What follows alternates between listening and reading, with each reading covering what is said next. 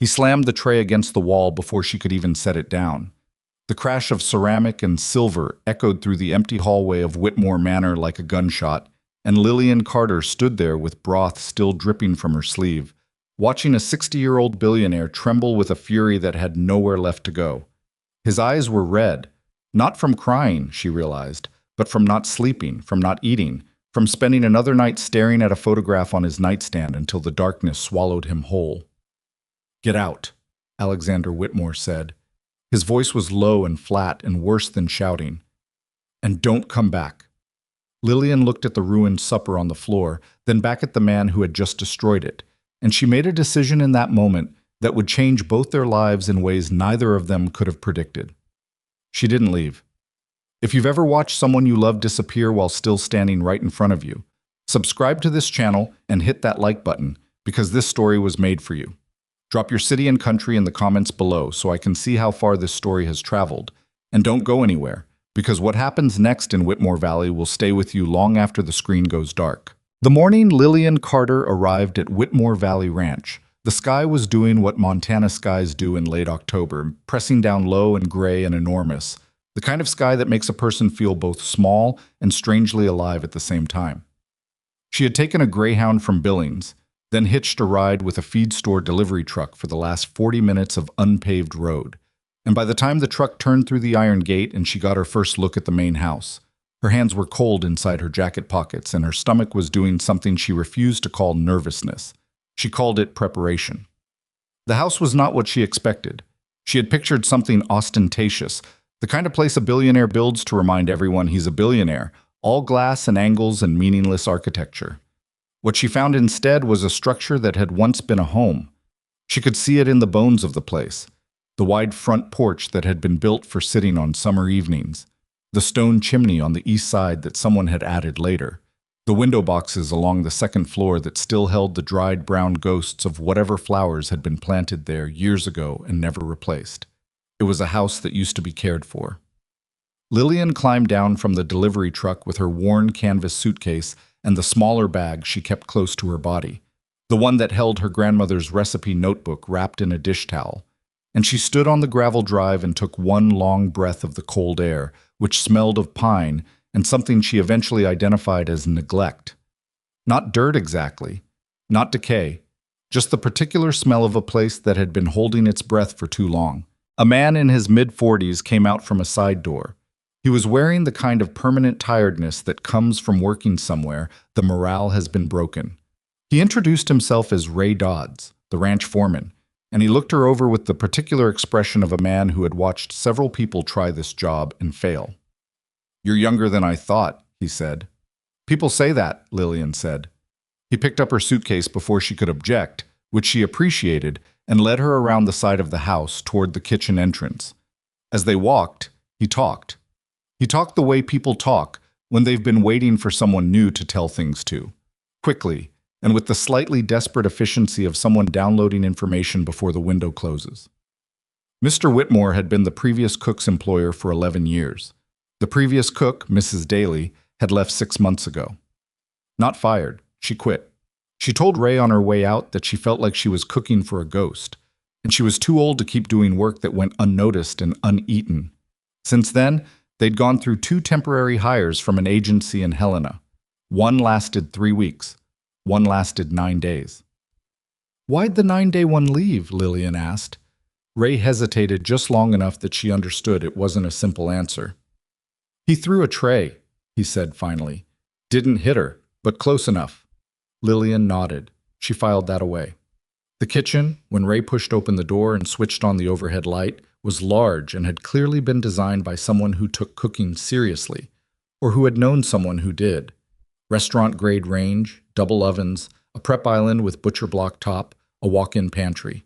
But the surfaces had the telltale dullness of equipment used minimally and cleaned without love. And when Lillian opened the pantry, she found the shelves stocked in the manner of someone who had filled a grocery order by number and not by thought. Canned goods, bulk dry goods, protein powder, institutional-sized containers of things that could technically be called food. "Who ordered this?" she asked. "Agency sent a list. We just restocked what was already here." "What does he actually eat?" Ray looked at her steadily. Not much, he said. That's the problem. He showed her the routine, such as it was. Breakfast was left outside the master bedroom door on a tray at 7 in the morning. Lunch at noon. Dinner at 6. The tray from the previous meal was usually still sitting there when the next one arrived. Occasionally something had been partially eaten. Often, nothing had. The pantry had a notebook where the previous cook had tracked meals, dates, what was prepared, whether it was consumed. Lillian picked it up and turned pages. Weeks went by with the notation, returned untouched. She put the notebook back on the shelf without comment. Ray took her upstairs to the small suite that would be her quarters, clean, functional, overlooking the side yard and a row of bare cottonwood trees, and told her that Mr. Whitmore had been informed of her arrival, and that was the extent of her introduction. He would not be coming down to meet her. He did not do that anymore. Has anyone talked to him about it? His doctor? His doctor, his son, his daughter, a therapist his daughter hired who drove 4 hours from Missoula and was turned away at the bedroom door. Yes, people have talked to him. Ray set her suitcase down inside the door. I was a different person before his wife died. I knew him for 20 years. He was difficult, yeah, exacting, stubborn, the kind of man who could make you feel stupid for doing something 3% wrong. But he showed up. He cared about this place. He cared about the people on it. He paused. That man's been gone for about 2.5 years now. After Ray left, Lillian sat on the edge of the narrow bed in her new quarters and opened the smaller bag and took out her grandmother's recipe notebook. It was a composition book, the cover warped from years of kitchen steam, the pages soft at the edges from handling. Her grandmother had kept it in a drawer beside the stove for 40 years, adding to it in her cramped, precise handwriting. Not just recipes, but notes, observations, the kind of marginalia that turned a collection of instructions into something closer to a document of a life. Add more pepper than you think. Don't rush the onions. Eleanor's trick. Finish with a little butter at the end, not before. Lillian held the notebook in her lap for a while and thought about the tray notation in the cook's log. Returned untouched, week after week. She thought about Ray's face when he said the man used to care about the people on it. Then she went downstairs to the kitchen and started looking through what she actually had to work with. She found, behind the institutional goods, some things the agency list hadn't mentioned. A partial jar of local honey someone had left. A bundle of dried rosemary hanging from a hook near the window that had been there long enough to go gray. A cast-iron Dutch oven shoved to the back of the lowest cabinet that was seasoned the way cast iron gets when it's been used by someone who knew what they were doing for a very long time. She set the Dutch oven on the prep island and ran her hand across the inside and thought, someone cooked in this. Someone stood in this kitchen and made things that people ate together. The first dinner she prepared was simple. Beef stew. Not the quick kind, but the kind that takes the better part of an afternoon. The kind where you sear the meat in batches so it browns properly instead of steaming. Where you build the base slowly and let it reduce and add the vegetables in stages so nothing turns to mush. She made biscuits from scratch, the buttermilk kind her grandmother made, the ones that weren't perfectly round or uniform because that's not how you make them by hand. She sliced apples for a pie that she put in the oven at 4 in the afternoon so the smell would have time to move through the house.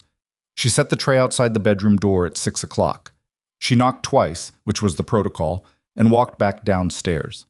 At noon the next day when she brought the lunch tray up, the dinner tray was still sitting on the floor in the hall. She checked under the cloth cover. Untouched.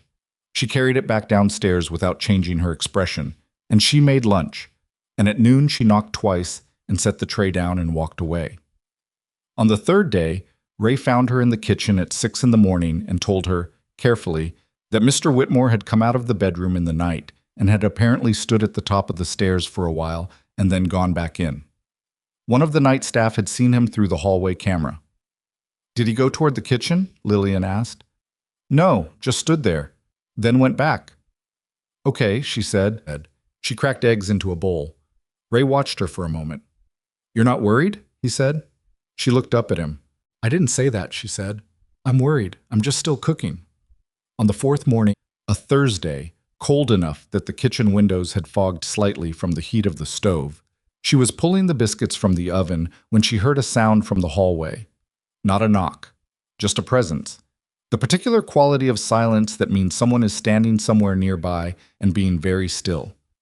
She didn't turn around. She set the biscuits on the rack and started on the eggs and said, without looking toward the door, "There's coffee already made. I put it on at 5:30. There was a long silence. Then, "I didn't ask for coffee at 5:30. His voice was rougher than she had imagined. Not angry, just eroded, the way voices get when they haven't been used much. She still didn't turn. "I know," she said. "I made it anyway." Another silence. She heard the sound of a chair pulling back from the kitchen table. The old table against the far wall, the one that looked like it had been in that kitchen for decades and didn't match the professional fixtures. She heard him sit down. She poured 2 mugs of coffee and brought them to the table and sat down across from him for the first time. Alexander Whitmore was not what she expected either. She had seen photographs in the ranch office, the ones from 15 or 20 years ago where he was outdoors and broad-shouldered, the kind of man who dominated a room without meaning to, who made other men stand up a little straighter.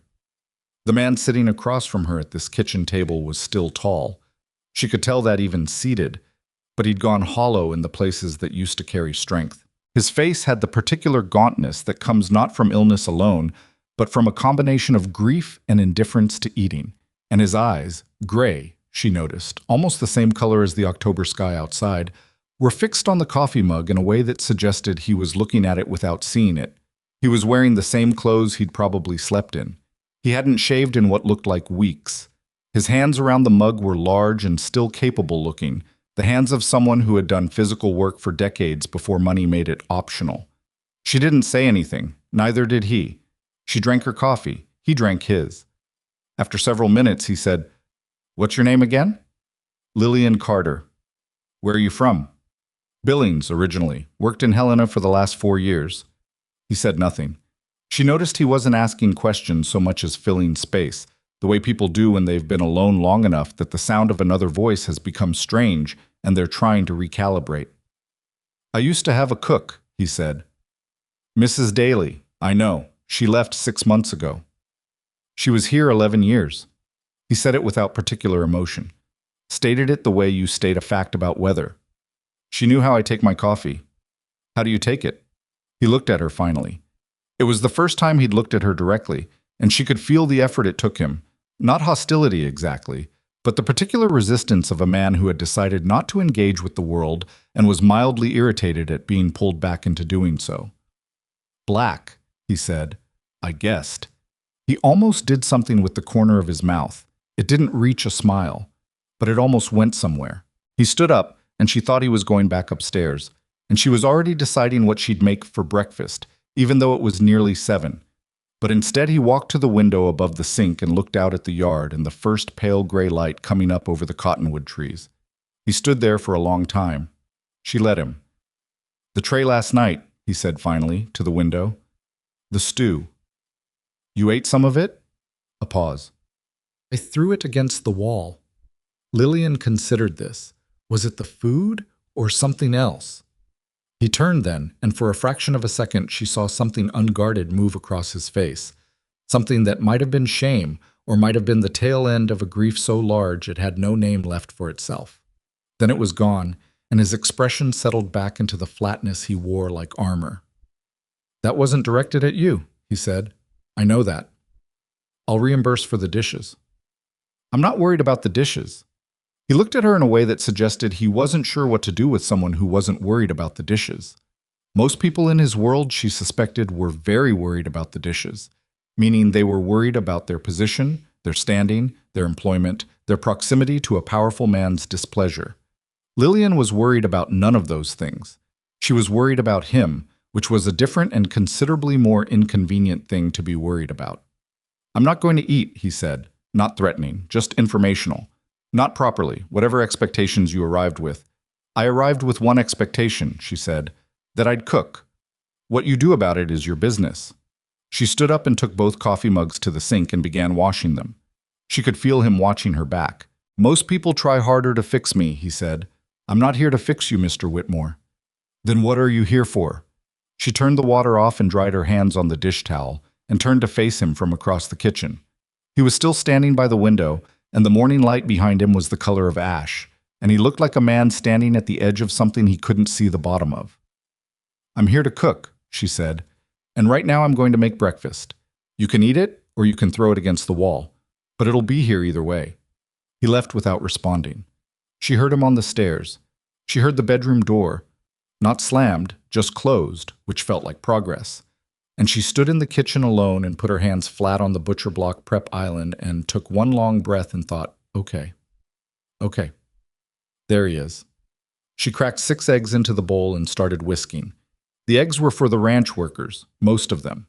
She had learned on her second day that there were 14 full-time employees on the property. Hands, 2 stable workers, Ray, a housekeeper named Dolores, who was in her 60s and had the particular composure of someone who had outlasted several crises, and a few others. None of them had been eating particularly well either. The agency cooks had focused exclusively on the tray deliveries upstairs and left the staff to manage their own meals, which meant whatever they could put together from the break room in the bunkhouse. Lillian changed that without announcing it. She just started making enough. She set breakfast out on the long table in the kitchen, not formally, just available.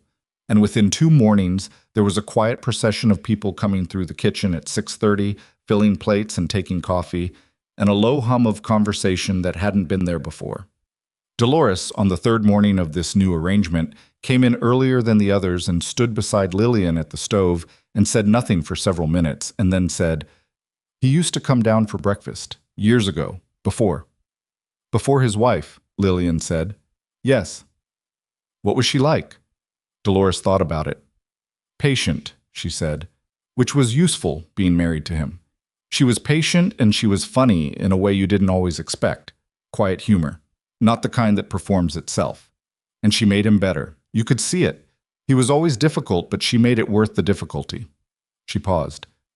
"He doesn't talk about her. He doesn't talk about much anymore." "Does he know how sick he is?" Dolores didn't answer right away. She picked up a coffee mug and wrapped both hands around it. "The doctors have told him. His son drove up from Denver to talk to him about treatment options 3 months ago. Alexander wouldn't see him. Just sent word through Ray that he'd received the information and was handling it." She looked at Lillian sideways. "He's not handling it." "I know," Lillian said. "What happened this morning? I saw the light on in the kitchen early." "He came down," Lillian said. Dolores stared at her. "He didn't eat anything," Lillian added, "but he came down." Dolores put her mug down carefully, like she was placing something fragile on a surface she wasn't sure would hold it. "He hasn't come down in 14 months, she said. Lillian nodded. She turned back to the stove. The following days developed their own strange rhythm. Alexander did not come down again, at least not that anyone saw, but the trays began coming back with different patterns. Some days, untouched. Some days, partially eaten, the biscuit taken, the stew sampled, the apple slices gone. Lillian watched the tray returns the way you'd watch a tide chart, looking for patterns without pretending she understood them yet. She changed the menu slowly, not dramatically. She wasn't trying to impress him, or to show off, or to prove something. She cooked the way her grandmother had taught her, which was to cook what the season and the place suggested, to use good ingredients simply, and not to apologize for simplicity. She found a farm about 12 miles up the road that sold eggs and vegetables, and she drove there herself one afternoon in one of the ranch vehicles, and came back with more than she could use in a week, and started putting fresh things on the trays that hadn't been there before. Dolores watched this and said nothing, which Lillian had learned meant approval. On the 9th day, Lillian made chicken soup. Real chicken soup, not the apologetic kind that comes from a box, or the kind that tastes of salt and not much else, but the kind that requires a whole chicken and patience and a willingness to let time do the work that shortcuts can't replicate. She made it the way her grandmother made it when someone in the family was sick or sad or both, with noodles added at the end and a handful of fresh parsley from the bunch she'd bought at the farm, and she carried the tray upstairs at 6 in the evening and knocked twice and set it down. She was halfway down the hall when she heard the bedroom door open. She kept walking. She did not look back. At the bottom of the stairs, she heard the sound of the tray being lifted from the floor. The next morning, when she brought the breakfast tray up, the dinner tray was sitting in the hall with the soup bowl empty and the spoon set neatly across it, which was not a thing that happened with someone who hadn't eaten. It was a thing that happened with someone who had finished, and briefly been present enough to register that they'd finished. She stood in the hallway looking at the empty bowl for a moment. She picked up the tray and went downstairs and started making oatmeal with brown sugar and the last of the honey from the partial jar. And she cut an apple into thin slices the way her grandmother had always done, in a fan shape for no reason, except that it looked better, and she set it on the tray and carried it back up. She was becoming something she hadn't expected to become in this place. Determined. Not for her sake. She had other options, other jobs she could have taken, a city she could return to. She was determined for the same reason she'd felt that particular pull when she first walked into this kitchen and found the seasoned Dutch oven at the back of the cabinet and understood that someone had once cooked here with love. Some things should not be allowed to go entirely cold. The second time Alexander came downstairs, it was a Saturday, 10 days after her arrival, and it was not at 6 in the morning, but at 11 at night. Lillian was sitting at the kitchen table with a cup of tea and her grandmother's notebook open in front of her, going through a page of winter recipes she'd been studying the past few evenings. The house was quiet.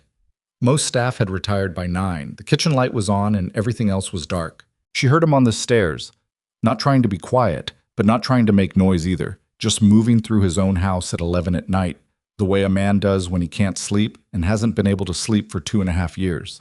He appeared in the kitchen doorway and stopped when he saw her. "I didn't know you'd still be up," he said. "I was reading," she said. She did not close the notebook or stand up or in any way indicate that his presence required her to reorganize herself. He came into the kitchen. He looked at the notebook on the table. "What is that?" "My grandmother's recipes." He moved closer to look at it, which surprised her. He stood beside the table and looked at the open page. A recipe for beef pot roast in his grandmother's compressed handwriting with marginal notes crowding the edges. And his expression shifted in a way that was hard to name. Not nostalgia exactly, more like recognition. The look of someone who has seen something they once knew very well and had forgotten they knew. She wrote all that herself? Over about 40 years. She started it when she got married. He pulled out the chair across from Lillian and sat down. This time he did not reach for a coffee mug. He just sat there, his hands on the table, and looked at the notebook, and she let him look. "My wife kept a calendar," he said finally. "Not a phone thing, a paper one. She'd write notes on the days, not appointments, just things. What the weather was, what we'd had for dinner. If she'd talked to the kids." He paused. "I still have it. I haven't looked at it." Lillian waited. "I don't know why I'm telling you that," he said. "Maybe because it's 11 o'clock and it's quiet, and sometimes things come out in quiet," she said. He looked at her, not suspicious, not hostile, just assessing, the way people assess when they're trying to figure out if someone is what they appear to be. "How old are you?" he said. 27. "You cook like someone older." "My grandmother started teaching me when I was 6. That's 21 years of practice." "Where is she now?" Lillian kept her expression level. "She died 4 years ago. I cook like her, which is how I keep her around." Something moved through his face at that. He looked back at the notebook. He was quiet for a long time. "I should try to sleep," he said finally. But he didn't move. "The soup last night," Lillian said. "The bowl was empty. It reminded me of something." "What did it remind you of?" He didn't answer right away. She watched him decide whether or not to say it, watched the resistance rise and then, for the first time, recede a little.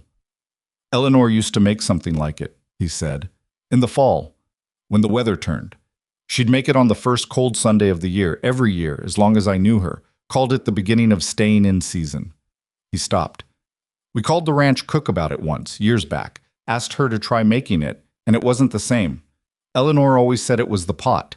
Said she'd learned it from her mother, and the only way it tasted right was in that particular pot, and you couldn't replicate it otherwise." "She might have been right," Lillian said. "There's something to that. It's irrational. Most things that matter are." He looked at her again with that same assessing quality, and then he did something she hadn't seen him do yet. He laughed. Not loudly, and not for long. A short exhale through his nose, almost reluctant, like a laugh that had escaped before he could stop it. But it was real. She could tell because it surprised him as much as it surprised her. "You're not like any cook I've ever had," he said. "I'm not trying to be," she said. He stood up. At the doorway he paused and turned back. "The pot roast," he said. "The one in the notebook. What about it? Would you be able to make it?" "Tomorrow," she said. He nodded once and left. She listened to him go up the stairs and heard the bedroom door close. Then she sat in the quiet kitchen with her tea going cold and her grandmother's notebook open in front of her, and she pressed her hand flat against the page. Outside, the Montana darkness was absolute and enormous, the kind of darkness that makes you aware of how much light costs when you finally have it. She turned the page to see what else was there, and she started planning what she'd need from the farm in the morning, and she thought about a man standing at the top of his stairs at 11 o'clock, holding on to a memory of a pot of soup, and she thought, there you are. There you are. She would feed him tomorrow. He would eat it or he wouldn't. But he had asked. That was the thing. After 2.5 years, he had asked. She made the pot roast. She was up at 5:15 to start it, which meant getting the Dutch oven seasoned and hot before 6, searing the chuck roast in batches the way it had to be done. Not rushed, not crowded in the pan, each piece given the time it needed to develop a proper crust that would hold the flavor through the long braise. She'd driven out to the farm the evening before and gotten carrots and onions and a bunch of thyme that the woman who ran the place cut fresh from her garden despite the cold, and she'd found a bottle of decent red wine in the ranch's pantry that had been sitting there long enough to suggest nobody had been drinking it. She used half the bottle in the braising liquid. The other half she left on the counter, which Dolores saw when she came in at 7, and regarded without comment, which was as close as Dolores got to approval of an unconventional decision. The smell of it moved through the house slowly, the way good smells do when they're not in a hurry.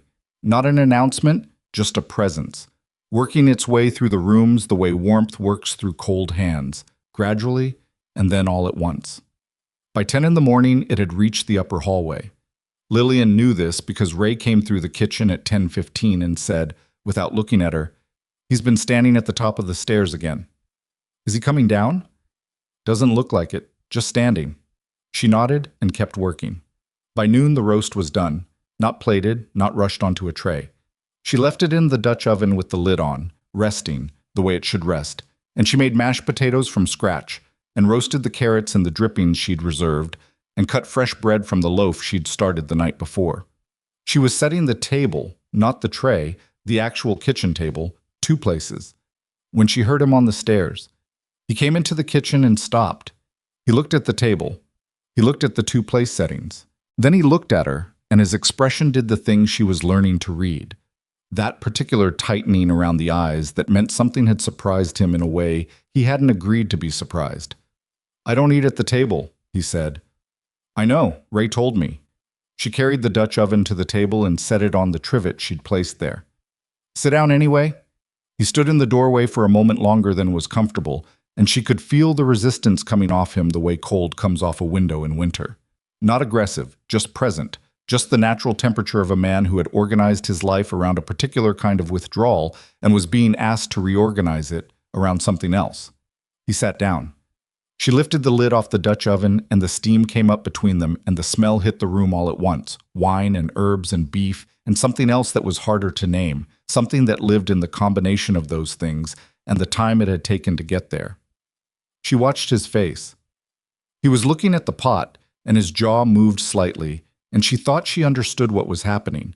The smell was doing something that her words couldn't do, that Ray's patience couldn't do, that his children's worry couldn't do.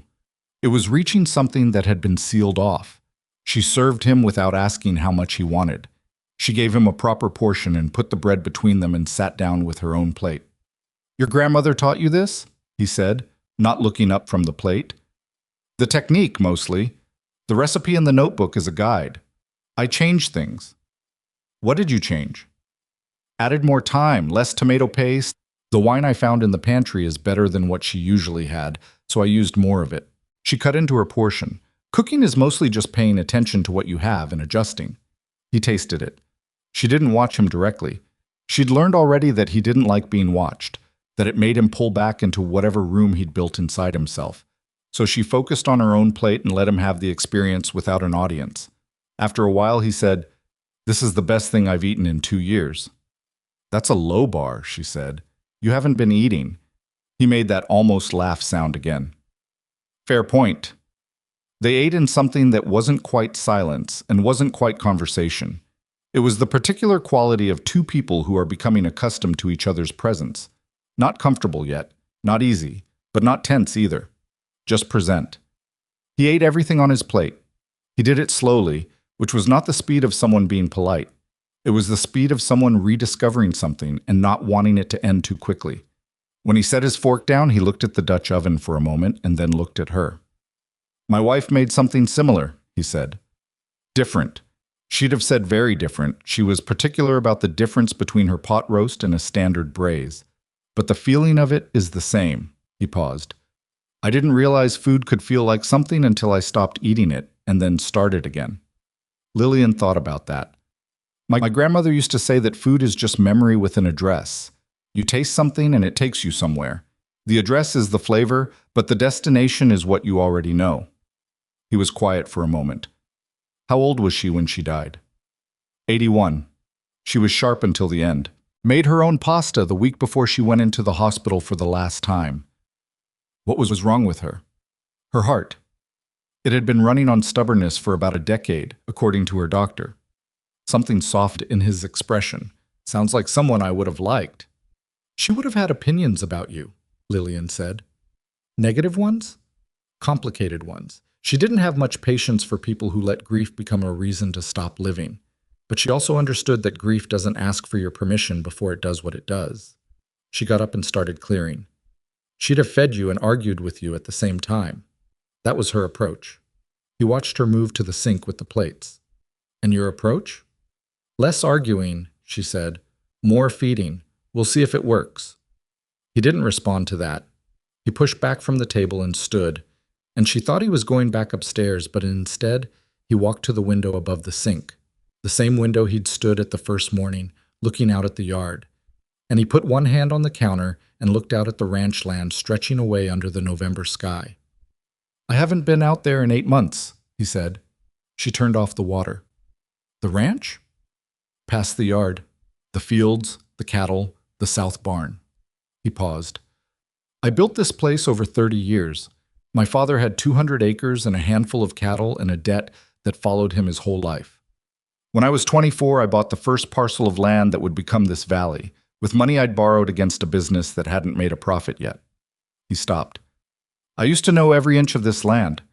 Lillian dried her hands on the dish towel and leaned against the counter across from him, not crowding the window, just present. What stopped you going out? Eleanor died in April. The following October, I had a bad day. I don't know why that particular day. Grief doesn't have logic. And I didn't go out. Then the next day, I didn't go out. After a while, it becomes easier to stay in than to face whatever's out there. What's out there that you're afraid of? He turned from the window and looked at her with a directness that was the first genuinely unguarded thing she'd seen from him. Not anger. Something closer to exhaustion. The bone-deep kind that comes from carrying something too heavy for too long. Nothing, he said. That's the problem. There's nothing out there that's afraid of me or needs me or requires anything from me. The ranch runs without me. My children have their lives. My doctors have my charts. Everyone is managed fine. He looked back out the window. It turns out you can become unnecessary without realizing it's happening. She let that sit for a moment before she said, The ranch hands came through for breakfast this morning, all 14 of them. He looked at her. They haven't been eating together, she said. The last couple of agency cooks only focused on your trays. I just started making enough for everyone, and now they come in at 6:30 every morning and sit at that table. She nodded toward the long kitchen table. Ray told me this morning that 3 of the longer-term hands had been thinking about leaving. Said the place felt, he used the word hollow, like the center had gone out of it. They're still here, he said. They're still here, she agreed. But things that feel hollow for long enough eventually empty out. She moved back to the prep island and started on the remaining dishes. I'm not saying that to pressure you. I'm saying it because I think you should know that what happens in the main house matters to the people in the bunkhouse. It always has. A place takes its temperature from the person at the center of it, and right now the center is cold. He didn't say anything. She kept working. After a minute, she heard him move away from the window, and she thought he was leaving again. And then she heard the sound of the second chair at the kitchen table being pulled out, and she looked up. He had sat back down. Not to eat. There was nothing left to eat. He just sat at the table, in the middle of the morning, in his own kitchen, like a man who had forgotten he was allowed to do that, and was trying to remember how. She made more coffee and put a cup in front of him and got back to work. They didn't talk for almost an hour. He sat at the table and she worked around him, and outside the window the ranch land lay flat and cold and still enormous. And nothing about the situation was fixed or simple or resolved. But something had shifted in the room's temperature, and both of them knew it, and neither of them said so, because some things are too new and too fragile to be named. The doctor came on a Wednesday. His name was Nathan Cole, mid-50s, lean, with the economical manner of a man who had delivered a lot of bad news and had learned to do it without flourish, because flourish didn't help anyone. He drove up from Billings and was met by Ray in the front drive and brought inside, and Lillian watched from the kitchen as they went upstairs, Ray's knock on the bedroom door, the long pause, and this was new. This was different from what Ray had described from previous visits, the door opening. She learned later from Ray what had been said in the room. Not all of it, but the parts that mattered. Alexander's illness was a cardiac condition that had been diagnosed 14 months ago. Around the same time, he had stopped coming downstairs, stopped going to the fields, stopped returning calls. It was serious but manageable with medication and lifestyle adjustment. And the problem, the doctor had apparently said this plainly, the way Nathan Cole said things, was that Alexander had been doing neither. He was taking the medication intermittently. He was not eating properly, which stressed the heart in ways the medication couldn't fully compensate for. He was not sleeping, not moving, not doing the incremental daily things that keep a damaged heart from deciding it's done. What Dr. Cole said, according to Ray, was this: "I can't make you choose to live, Alexander, but I can tell you that the way you're living right now is making that choice for you, and it's choosing the wrong direction." Alexander had apparently said nothing for a while. Then he'd asked if eating better would make a difference. Dr. Cole had said yes. Alexander had said he'd been eating better for the past 2 weeks. Dr. Cole had looked at him, and then at Ray, who confirmed it. The trays coming back empty, the morning at the kitchen table, the pot roast. Cole had taken Alexander's vitals and done a brief exam, and at the end of it, he'd told him that there was a marginal improvement in several indicators. Not dramatic, but real. Ray told Lillian all of this while leaning against the kitchen counter with his coffee, watching her face for a reaction, and she kept her expression neutral and said, "Good, that's good." He asked Cole about treatment options, Ray said. He hadn't done that before. He'd refused to discuss them. Cole looked like he'd been handed something he'd stopped expecting. What are the options? Medication adjustment, possible procedure down the line, significant lifestyle changes. Cole said none of it is impossible if Alexander cooperates. He looked at his coffee. He said the thing that usually prevents people from cooperating is when they've lost the reason to. Lillian turned back to the stove. She said nothing. "I'm not saying it's you," Ray said. "I know you're not. I'm saying it's whatever you're doing. The food, He gestured generally, struggling for the word. "The fact of you being here and not treating him like he's already gone." She stirred what was on the stove. "I cook, that's all." "Right," Ray said, in a tone that clearly meant something else, and refilled his coffee and went back to work. That afternoon, Lillian looked out the kitchen window and saw Alexander in the yard. He was not walking the fields. He was just standing in the yard, in his coat, looking south toward the pasture where she could see the shapes of cattle in the distance. He stood there for maybe 20 minutes. Then he went back inside. It was the first time she'd seen him outside. She turned away from the window and kept working and didn't mention it when she brought his dinner tray up at 6. And he didn't mention it either.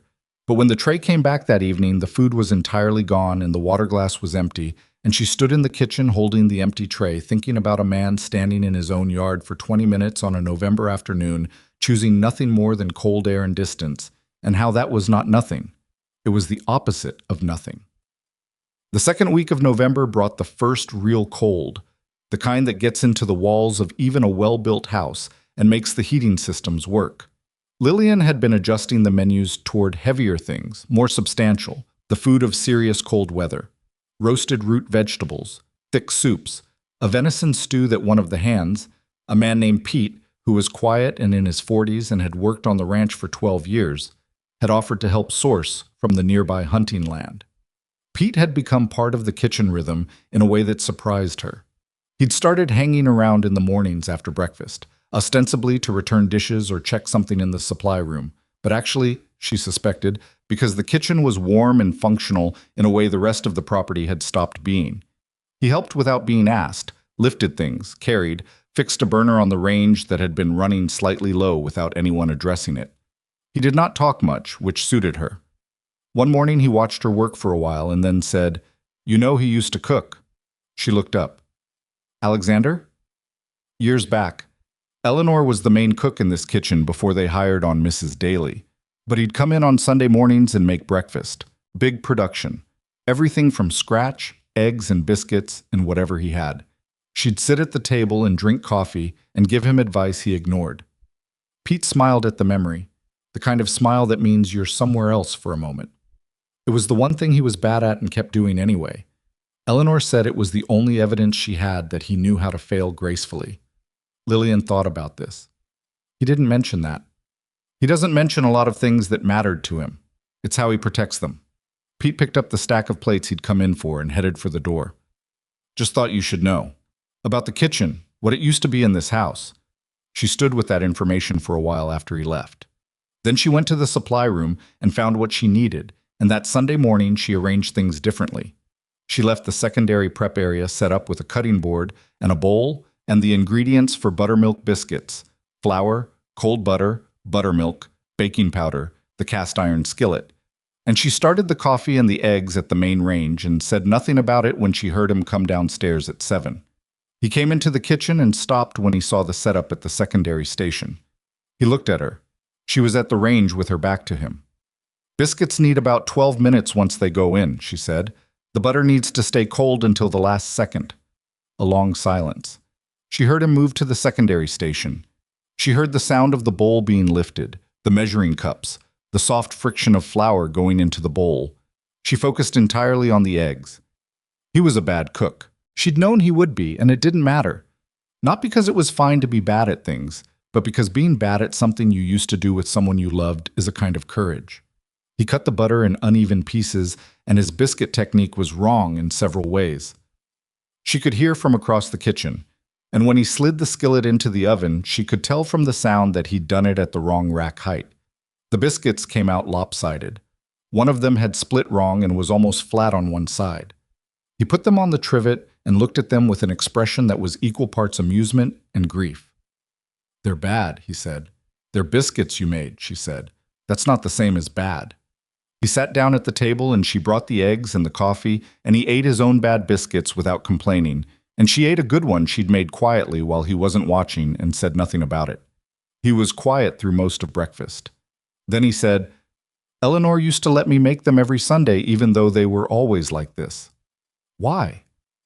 "I don't know. I asked her once. She said, 'Because watching you try is my favorite part of the week.'" He turned the remaining biscuit over in his hands. "I stopped making them after she died. Didn't see the point." "And now?" He thought about it, genuinely thought about it, in the way he was doing more often, actually examining questions instead of deflecting them. "I don't know yet," he said. "That's an honest answer. I'm working on those." He drank his coffee. Outside, the Montana morning was the color of pewter, and somewhere in the south field one of the ranch dogs was barking at something, 2 short barks and then silence. "I'm going out to the south barn after this," he said, in the same tone you'd use to report that rain was coming. Casual, stated. She kept her face even. "Okay." Pete said the cattle operation in that section has been running below capacity. "I want to see what's happening out there." "Do you want me to pack something? It'll be cold." He paused, as if the question surprised him. The practical care of it, someone thinking about whether he'd be warm enough. "No," he said. "I won't be long." Then after a moment, "Maybe some coffee in the thermos." She got up and filled the thermos. He was gone for almost 3 hours. When he came back, his coat was dirty at the knees and his face was red from the cold, and he was walking differently than she'd seen him walk inside the house.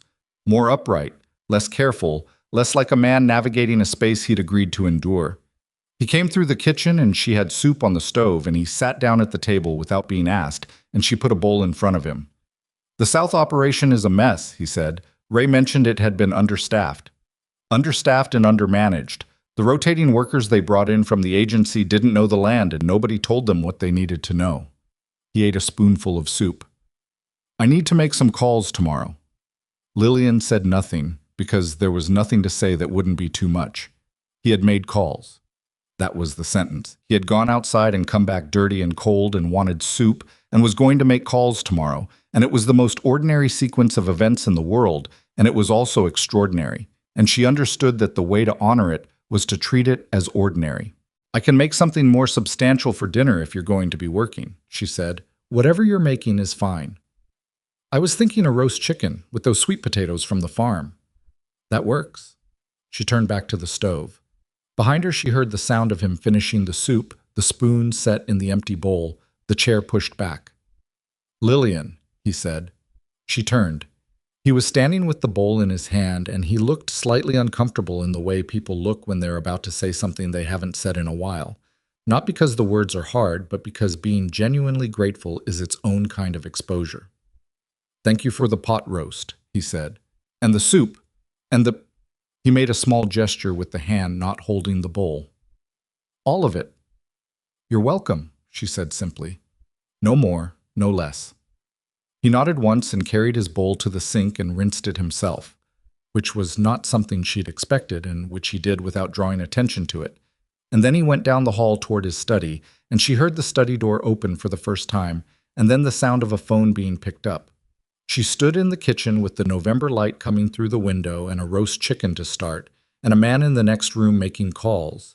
And she thought about her grandmother's saying, "Food is memory with an address." And she thought about where that address had pointed and what it had helped him find his way back to. Not everything, not yet, but something. The calls he made that afternoon were the first professional communications Alexander Whitmore had initiated in over a year. Ray told her later that 2 of his senior managers had apparently wept on the phone. Not from relief alone, though there was relief, but because a voice they'd thought they might not hear again was back on the line, asking direct questions and listening to the answers and making decisions in that particular exacting way he had always had. The way that could make you feel inadequate and needed at the same time. The ranch, Ray said, had been running on inertia, on the momentum of what Alexander had built before he stopped participating in it. Good people keeping things together out of loyalty and habit and respect for what the place had been.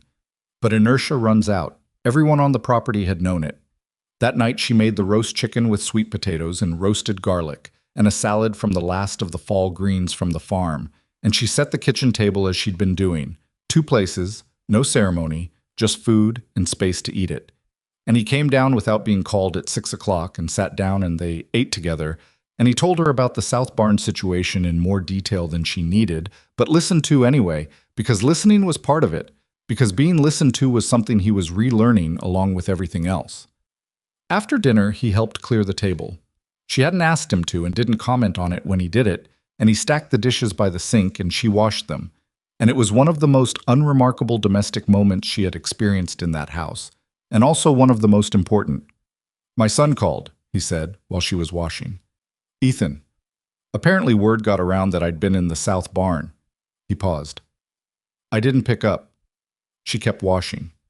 "Are you going to call him back?" A long silence. "I don't know how to start," he said. It came out differently than most things he said. Less considered, more honest in the way things are when they arrive before you can shape them. "I've spent 2 years being someone Ethan doesn't recognize. I'm not sure I can call him and say, 'What? That I made biscuits this morning? That I went to the barn?'" "You don't have to explain the last 2 years to start the next one," Lillian said. She turned off the water and dried her hands. He was leaning against the counter with his arms folded and his eyes on the window where the darkness outside was complete and reflected the kitchen back at them, the 2 of them standing there in the warm yellow light with the clean dishes between them. "He was angry," Alexander said. "When he drove up and I wouldn't see him. He had every right to be angry. He'd driven 8 hours. "Then tell him that." "It's not that simple." "It is, actually." She hung the dish towel on the rack. "Not easy, but simple. You call him and you say you're sorry. He drove 8 hours and you wouldn't come to the door. That's the beginning. The rest of it doesn't have to happen on the first call." He was quiet for a moment. Then, without saying anything else, he pushed off from the counter and went to the hall, and she heard him pick up the phone again, and she heard the brief silence of a number being dialed, and then his voice, low, rough-edged, careful with itself the way voices are when something matters too much to risk with careless words. "Ethan," he said. "It's your father." She turned out the kitchen light and went upstairs. She lay in her narrow bed in the dark and listened to the ranch settle around her, the wind off the fields working at the window frames, the distant sound of cattle, and the closer sound of the heating system doing its job. She thought about her grandmother's kitchen, the steamy windows and the cramped handwriting and the smell of things cooking that had no reason to be made, except that people needed to eat, and eating together was the simplest form of being alive that existed. She had come to Whitmore Valley with a suitcase and a notebook and the conviction that food could do things that nothing else could do. And she had not been wrong about that, and she had also not expected to feel the weight of it, the way she felt it now. The weight of watching someone choose back into their own life, one meal at a time.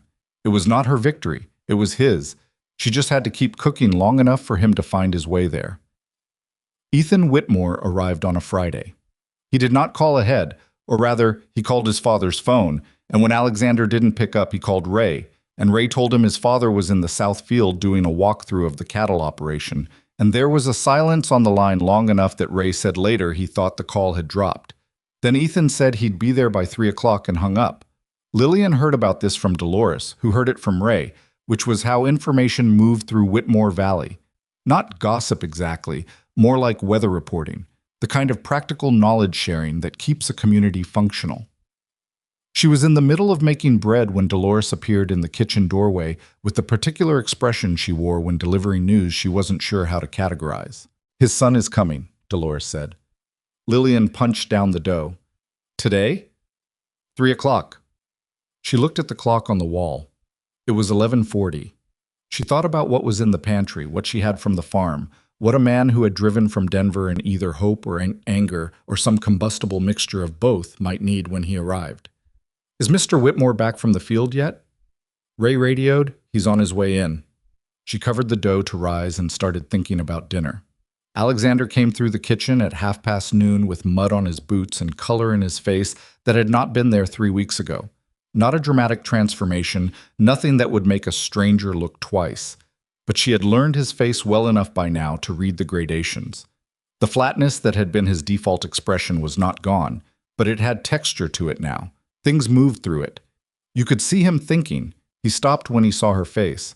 "Ray told you," he said. "Dolores told me." He pulled off his boots at the door and set them aside and went to the sink to wash his hands. She watched his back. "He's coming to check on me," Alexander said. "That's what it will be framed as, checking on me." "Is that bad?" "It's complicated." He dried his hands. "The last time I spoke to Ethan was 2 weeks ago on the phone, and before that it had been 14 months. We said about 4 sentences each and hung up. Whatever he's carrying from those 14 months, he's bringing that with him today." He turned around. "And I deserve it. I know I deserve it. That doesn't make it easier." "No," she said. "It doesn't." He stood in the kitchen in his socked feet and looked at the bread dough resting under the cloth and the soup she had started on the back burner, and he had the expression of a man who has decided to do a difficult thing and is now waiting for the difficult thing to begin. "I'm going to shower and make some calls from the study," he said, "and try not to rehearse everything I'm going to say to him, because I'll just rehearse the wrong things." "That's probably smart." "Lillian." He said her name the way he'd been saying it lately, not as a way of getting her attention, since he already had it, but as a way of grounding himself in the present moment before he said something he found difficult. "Whatever happens this afternoon, don't disappear into the back of the house." She looked at him. "I'm the cook. I'll be in the kitchen." "That's what I mean," he said. "Stay in the kitchen." She understood. She nodded, and he went upstairs. Ethan Whitmore pulled up in a rental car at 2:53. She saw him from the kitchen window, tall like his father, mid-30s, wearing the particular kind of clothes that said he'd come from a city life and hadn't thought to change them, a good wool coat that was wrong for ranch mud. He sat in the car for a moment before getting out, and she could see from the window that he was doing the same thing she'd done when she first arrived, taking in the house, registering what time had done to it, adjusting his expectations. He got out, and Ray met him, and they shook hands, and she could see Ray talking, pointing toward the main entrance. Ethan nodded. He reached back into the car and got a paper bag, something from a store, she could tell by the shape of it, and followed Ray toward the house. Alexander met him in the front hall. Lillian could not see this from the kitchen, but she could hear it. Not the words, just the register and cadence. Two voices calibrating to each other after a long time apart. A short exchange. A silence. Then footsteps toward the sitting room. She gave them an hour. At 4, she made coffee and put together a tray with the bread she'd baked and butter and some of the hard cheese she'd gotten from the farm. And she carried it to the sitting room door and knocked once and opened it without waiting. The two of them were sitting across from each other on chairs that were angled slightly toward the fireplace, which meant Alexander had either started it himself or asked Dolores to. And either way, it was a choice that said he'd thought about his son's arrival more than he'd let on. The paper bag from the rental car was on the side table, unopened. Ethan looked up when she came in. He had his father's gray eyes, though his face was his mother's.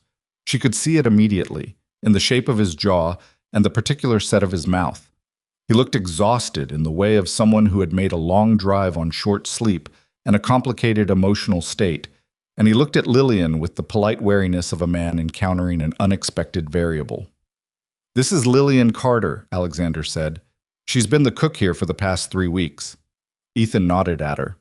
"Thank you," he said, meaning the coffee and bread, or possibly meaning more than that. She couldn't tell yet. She set the tray on the table between them and left without intruding. Back in the kitchen, she started dinner. She had decided on a proper meal. Not elaborate, but generous. The kind of dinner that says a table has been set with intention. A braised short rib that she'd had in the slow process since that morning. Wild rice with herbs, roasted carrots, the rest of the bread from the afternoon's baking. She worked steadily and let the sounds from the sitting room stay at the periphery of her attention. The low, continuous murmur of two voices, occasional silences. Once a sharp rise in one of them, Ethan's, she thought, that lasted about 10 seconds and then came back down. She did not try to hear what was being said. It wasn't her conversation. Dolores appeared at 5 and helped her set the dining room table without being asked. Not the kitchen table. The dining room, which Lillian had not used in the 3 weeks she'd been here. It was a large room with a long table that could seat 12, and it had the dusty, formal quality of a space that had been maintained but not inhabited. Dolores opened the windows briefly to air it and then brought candles from somewhere. Not the tall, formal kind, just regular candles in holders, the kind a household keeps in a drawer, and set them along the middle of the table. "He used to eat in here every Sunday," Dolores said. "The whole family." "I know," Lillian said. Pete had told her. Ray had told her. The house itself seemed to know it, seemed to hold the memory of those Sunday evenings in the bones of the walls. At 6, she went to the sitting room and knocked. "Dinner's in the dining room when you're ready," she said through the door. Another few minutes passed. Then she heard movement. They came to the dining room together. Not talking, not exactly comfortable with each other, but ambulatory, which after 14 months of estrangement and one afternoon of whatever had happened in the sitting room was not nothing. Ethan had his hands in his pockets, and his jaw was set in a way that said he'd been doing some hard work in the last 2 hours and was tired from it. Alexander's face had the slightly wrung-out quality of a man who had said some true things and was still processing the act of having said them. They sat across from each other at one end of the long table. Lillian served and then took herself to the kitchen and stayed there. She ate at the prep island with a book she wasn't really reading and listened to the silence from the dining room gradually, over the course of 40 minutes, become something else. Words, then more words, then at one point actual laughter. Ethan's, genuine and surprised, the kind of laugh that comes out when you've been tense for a long time and something unexpected cuts through it. She set down her book. She heard Alexander say something she couldn't make out, and Ethan respond, and then another brief laugh, quieter. The sound of it moved through the hallway and into the kitchen, and she sat with it for a moment. This ordinary sound of a father and son at a table, and she thought about her grandmother's kitchen where all the important things in her family had happened around food, and she thought about how that had never seemed like a strategy. It was just what people did. They gathered and ate, and the gathering did things that nothing else could quite manage. After dinner, Ethan came to the kitchen. She was washing up. He stood in the doorway the way his father had stood that first morning, not quite entering, not quite leaving, negotiating the threshold. "Can I come in?" he said. "Of course." He came in and sat at the kitchen table, Alexander's chair, though he wouldn't have known that, and she turned from the sink and dried her hands. "The short rib," he said. "I want to know how you made it." She studied him. He wasn't asking about the short rib. Low and slow, she said. You can't rush it. He nodded slowly, and she understood they were having two conversations at once, which suited her. He looks better, Ethan said. I didn't know what I'd find when I drove up. I've been imagining... He stopped. I've been imagining worst-case things for about a year. He's been eating, she said. It's more than that. Yes, she said. But eating is where it started. Ethan put his elbows on the table and pushed his hands through his hair, a gesture that was so unguarded and young that it made him look 22 for a moment.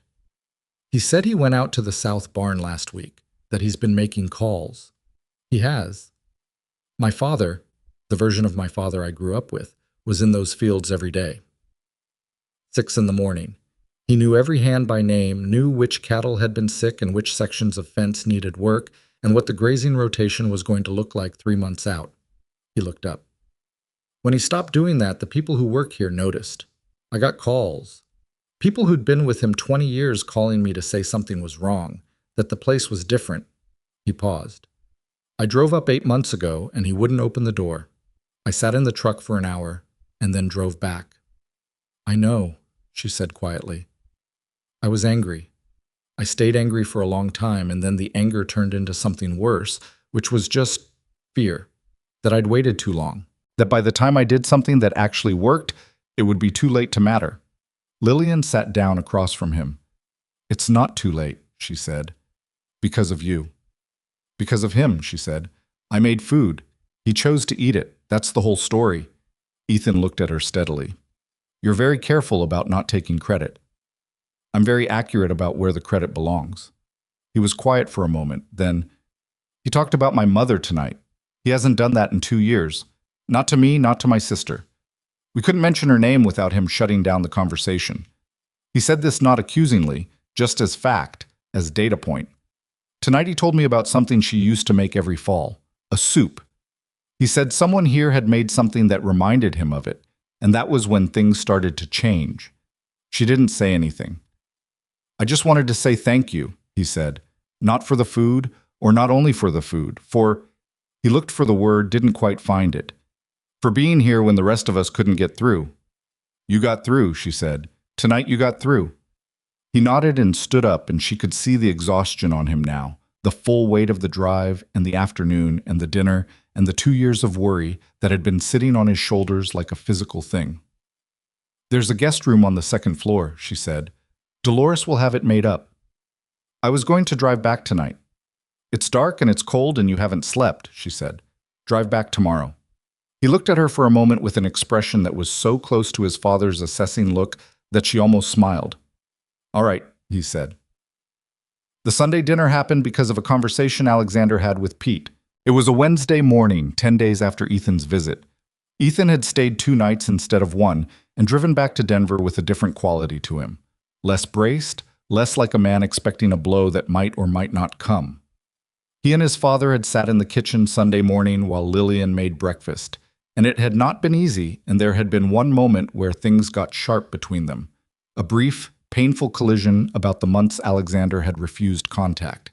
But they'd gone through it and come out the other side still at the same table, which was the only thing that mattered. After Ethan left, Alexander had gone quiet in a different way than before. Not the withdrawal that had been his baseline for 2 years. Not that sealed-off, facing-the-wall quality that had made the ranch staff speak in lowered voices. This was more like a man processing a recalibration, sitting with a new version of things and deciding what to do with it. He came to the kitchen one morning and watched her make breakfast for the hands and said, How many people are usually in here in the morning? Between 12 and 14, she said. Depends on who's on what shift. He watched them come through. Pete and the stable hands, and 2 of the fence crew and Ray, who always came last and always got the bottom of the coffee pot without complaint. He watched them eat at the long table, watched the easy shorthand of people who worked together in hard conditions and had developed their own language for it. The jokes she'd learned were running jokes with long histories she didn't fully know. The silences that were comfortable because they were chosen. When did this start? He asked her quietly.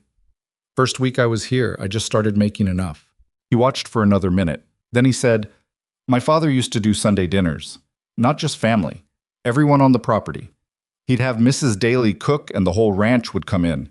Workers, their families if they were around, whoever was in range. He turned his coffee mug in his hands. We stopped doing it after Eleanor died. I told Ray to tell everyone we were scaling back, and I don't think I meant it to be permanent, but everything permanent started as something I didn't mean. She kept cooking. She let him get there. I'd like to do it again, he said. She looked at him. The Sunday dinner. This Sunday, if that's possible. If he made a gesture that took in the kitchen, the pantry, the logistics of cooking for a large group. If you're willing, how many people? He thought about it. The 14 hands plus families, maybe 25 people total, maybe 30. I'll need to go to the farm, and I'll need help in the kitchen. Pete will help, he said immediately, which told her he'd already spoken to Pete. And Dolores. And I'll help. She raised an eyebrow. For whatever tasks don't require skill, he added. Peeling potatoes, she said. I can peel potatoes. I'll believe it when I see it, she said, and he laughed.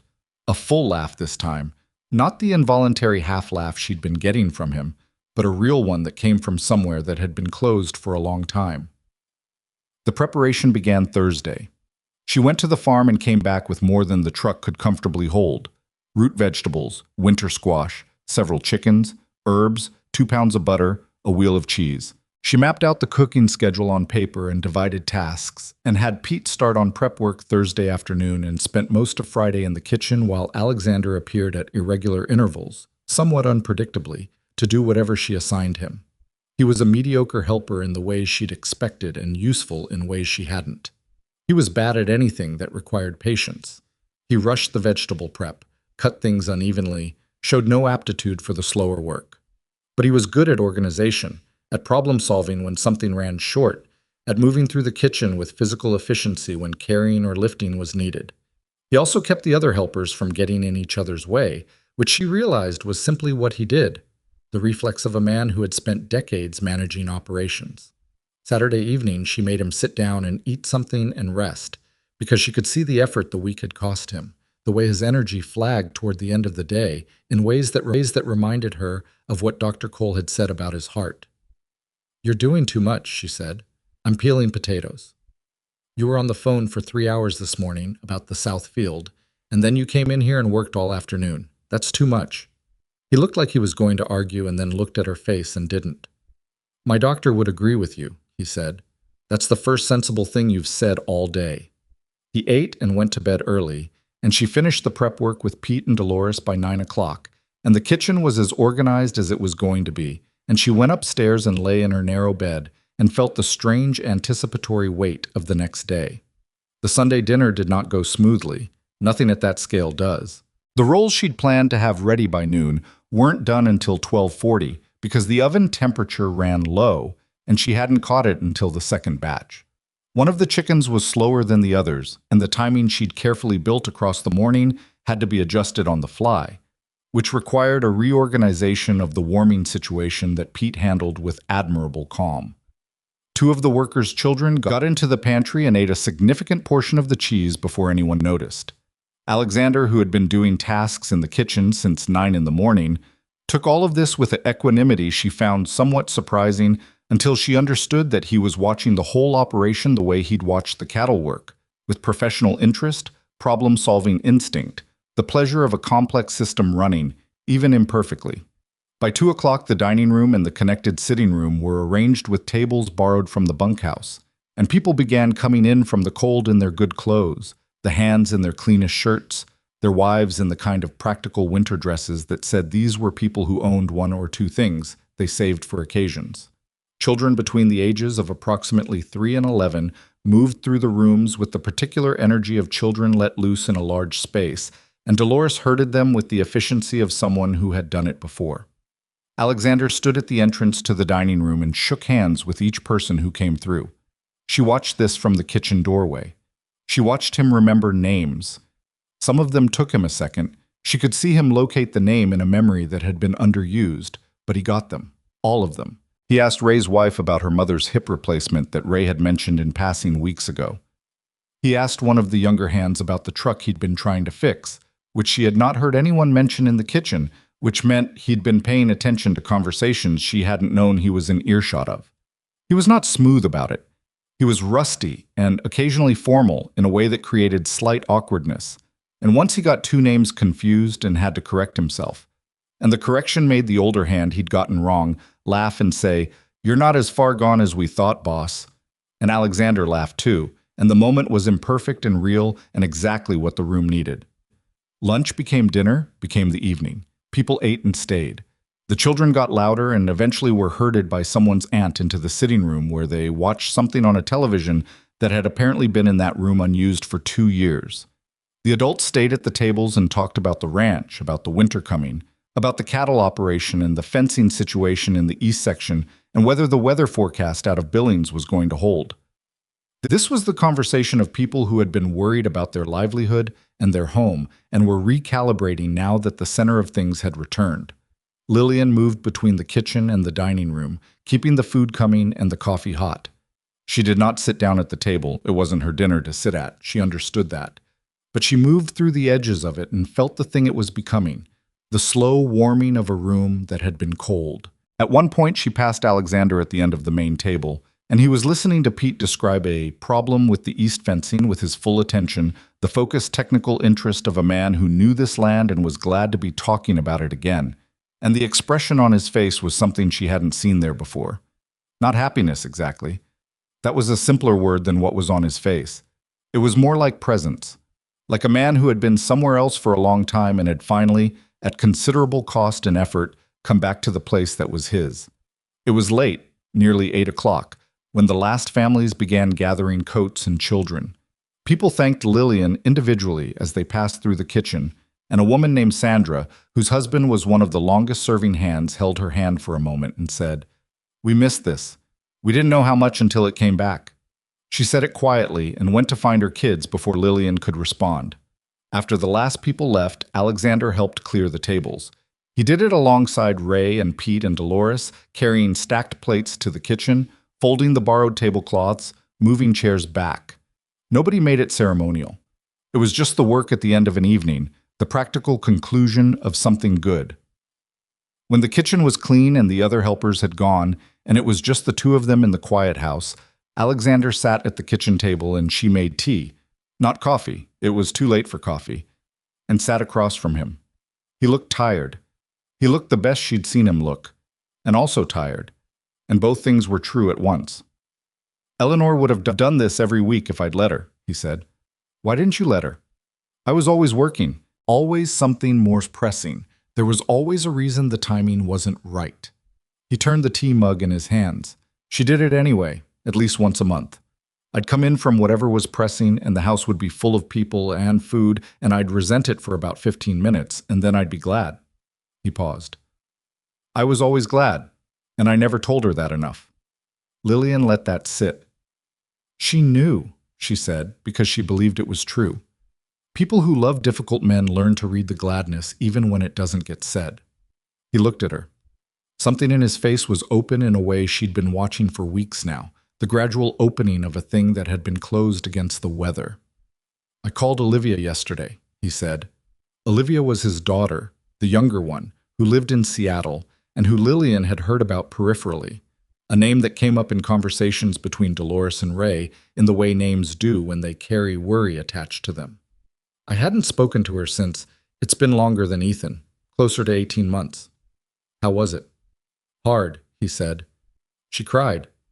"I hadn't expected that, or I'd prepared for anger and got grief instead, which is harder to—" He stopped. "She's coming in 2 weeks." "That's good," Lillian said. "I don't know if I've waited too long," he said, "with both of them. Things break, and the longer they stay broken, the harder they are to—" He stopped again. "Things don't only break," she said. "They also bend, and bent things can straighten." He looked at her steadily. The kitchen was warm from the day's cooking, and outside the Montana dark was complete and cold, and they'd fed 30 people today, and a man who had not left his bedroom for over a year had shaken hands with all of his employees and remembered their names. "Why did you take this job?" he asked. It was the first time he'd asked anything directly personal about her, and the quality of the question was different. Not deflection, not conversation filling, genuine. She thought about how to answer truthfully without making it about him. "I was between things," she said. "I'd been cooking at a restaurant in Helena for 4 years, and the owner sold, and the new people changed the menu, and it became something I wasn't interested in making, so I left." She wrapped both hands around her mug. "The agency called me about this position, and I almost said no. Private household cook, remote location, difficult employer." She glanced at him. "That's the actual language they used. Difficult employer." "Accurate," he said. "I took it because of the kitchen," she said. "Ray sent me a photograph of the kitchen when he was trying to get me interested, and I saw the Dutch oven in the background, and I thought, whoever cooked in that kitchen cooked seriously. And I wanted to be in a kitchen where someone had cooked seriously." She paused. "That was my grandmother's kind of cooking, not restaurant cooking, the other kind." "What's the other kind?" "The kind you make because people need it," she said. "Not because someone ordered it off a menu, the kind that has a reason beyond the meal itself." He was quiet for a moment, then, "My wife would have liked you enormously and argued with you constantly." "I've been told I'm easy to argue with." I don't find you easy to argue with," he said. "I find you very difficult to argue with, which is a different problem." She smiled at that. A real one. The first genuine one she'd given him in this kitchen. He finished his tea and set the mug down, and outside the wind moved across the ranch land that he'd walked that morning and the morning before. And she thought about the Sunday dinners that were going to come now. Because they were going to come, she understood that. This was not a one-time thing, but a restoration of a pattern that the house had always known. And she thought about a man who had been nowhere for 2 years, and who had, tonight, been exactly and entirely here. He stood up. "Same time next Sunday?" he said. "I'll need to go to the farm on Friday," she said. "I'll drive you," he said. She looked at him. He said it matter-of-factly, the way he said operational things, and she understood that the offer was its own kind of statement, that he intended to be going places, doing things, that the farm run was not a favor, but a participation. "All right," she said. He went to bed. She turned off the kitchen light and stood in the dark for a moment with the warm smell of the day still in the room, the chicken and the root vegetables, and the bread and the particular human warmth of 30 people who had eaten and talked and stayed, and she thought it was the best the house had smelled since she arrived, and possibly in a long time before that. She went upstairs. In her room, she opened her grandmother's notebook to a new page and wrote down 2 of the recipes she'd used today from memory, the adjustments she'd made, a note about the oven temperature problem, and how she'd compensated. She wrote in the margins the way her grandmother had.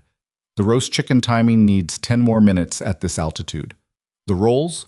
Start earlier. The cheese situation? Lock the pantry. Then, below that, she wrote 30 people. All of them stayed. She closed the notebook and slept. Olivia Whitmore was nothing like her brother.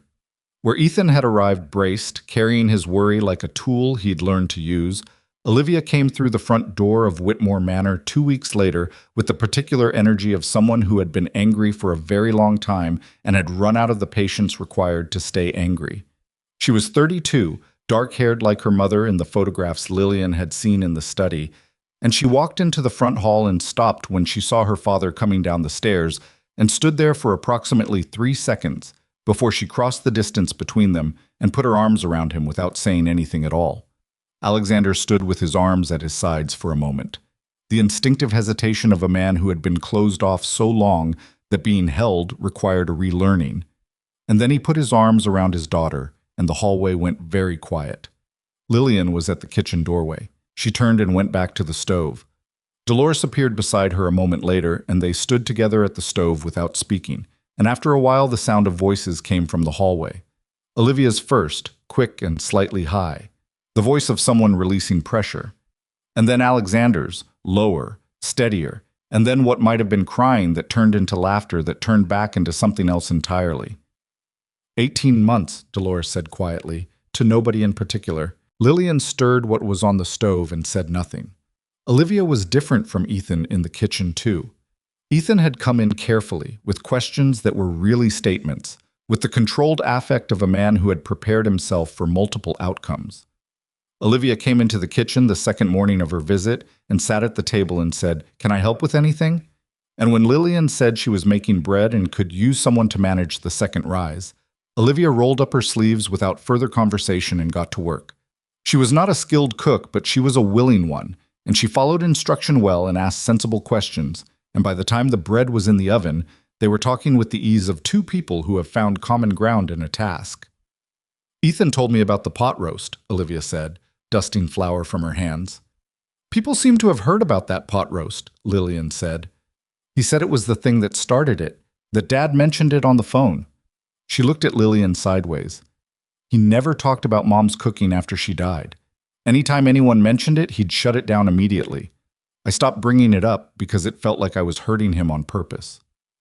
Sometimes the shutting down is the only way a person knows to protect something, Lillian said. I know that now. I didn't know it then. I was 29 and I'd just lost my mother, and then my father disappeared into that room and I didn't have a language for it. She paused. I was so angry. I told Ethan last year that it felt like he'd died too, except the body was still there walking around inside the house. Lillian looked at her. Did you ever tell him that? Not in those words. You should. Olivia was quiet for a moment. She picked up the dish towel and turned it in her hands. He's different than I expected. Ethan warned me, said he was better, but I didn't believe better was possible. I thought I'd come here and find a diminished version of him being managed by routines, and I'd feel grateful for whatever scraps of him were left. She stopped. He walked me out to the east field this morning before you were up. He showed me where they're running the new fencing. He explained the whole South operation problem and what he's doing about it. He walked faster than me. She said this last part with something that wasn't quite a smile and wasn't quite grief, but lived in the space between them. He used to slow down for me when I was little because my legs were shorter. I had to slow down for him this morning. His doctor is seeing improvement, Lillian said. He needs to manage it carefully, and he has bad days, but the trajectory is different than it was 2 months ago. Because he's eating. Because he's living, Lillian said. Eating is just the part I can control. Olivia looked at her directly then, the full look of a woman assessing another woman, not unfriendly but serious. Why do you do it like that? She said. Deflect the credit. Because it's accurate. Ethan said the same thing, that you do that. She set down the dish towel. For what it's worth, whatever you want to call what you did here, however you want to credit it, it gave me my father back. And I'm going to say that regardless of how accurate it is or isn't, because it's true and it needs to be said. Lillian kept her eyes on the bread oven. Thank you, she said simply, because there was nothing else that fit. The second Sunday dinner was larger than the first. Word had apparently moved through the ranch and into the surrounding area in the way that word moves in rural places, not through announcements, but through the network of people who are connected by proximity and shared history. 3 families from neighboring properties arrived alongside the ranch staff, the kids bringing the child count in the sitting room to 11, and Ray had arranged extra seating by borrowing trestle tables from the equipment barn that he'd cleaned and set up in the dining room extension. Olivia worked in the kitchen beside Lillian for most of the morning. She was better than she'd been the first day. Not skilled, but more confident, less tentative with the tasks, willing to make a decision without checking. Alexander appeared and disappeared, checking in periodically and then going back to whatever conversation had claimed him in the main rooms, and Lillian registered with quiet satisfaction that his movement through the house had changed. He no longer moved through it like a visitor or like a man enduring the rooms he was in. He moved through it like someone who owned it, not in the proprietary sense, but in the inhabited sense, the sense of a person whose body has relearned the space it belongs to. One of the neighboring ranchers, a man named Carl Briggs, mid-60s, weathered in the specific way that 40 years of outdoor work weathers a face, pulled Lillian aside in the kitchen after the meal while she was managing dessert. Don't know you, he said, bluntly but not unkindly, but I know what this place looked like 4 months ago, and I know what it looks like today, and whatever you did, I want you to know it matters to more people than just the Whitmores. She looked at him. The valley, he said, as if that was sufficient explanation, and for anyone who understood how interconnected rural communities are, it was. When the biggest operation in the valley loses its center, the effects radiate. The workers who might leave take their families and their spending with them. The relationships between neighboring properties that are maintained through the informal diplomacy of shared meals and handshakes, and a man who picks up the phone, all of that phrase when the man stops picking up the phone. Carl Briggs was telling her that the restoration of Whitmore Valley Ranch was not a private matter. "I'm the cook," she said. He nodded slowly, as if this confirmed something rather than deflected it. "Good cook," he said, and went to find his wife. Dr. Nathan Cole came the Tuesday after Olivia's visit.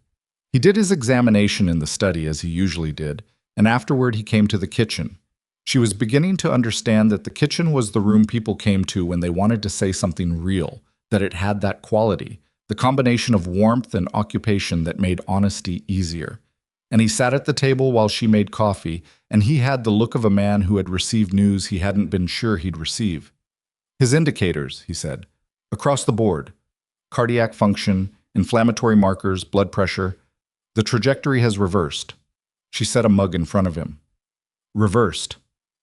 8 weeks ago, I was having a conversation with his son about contingency planning." He stopped. "That's all I'll say about that.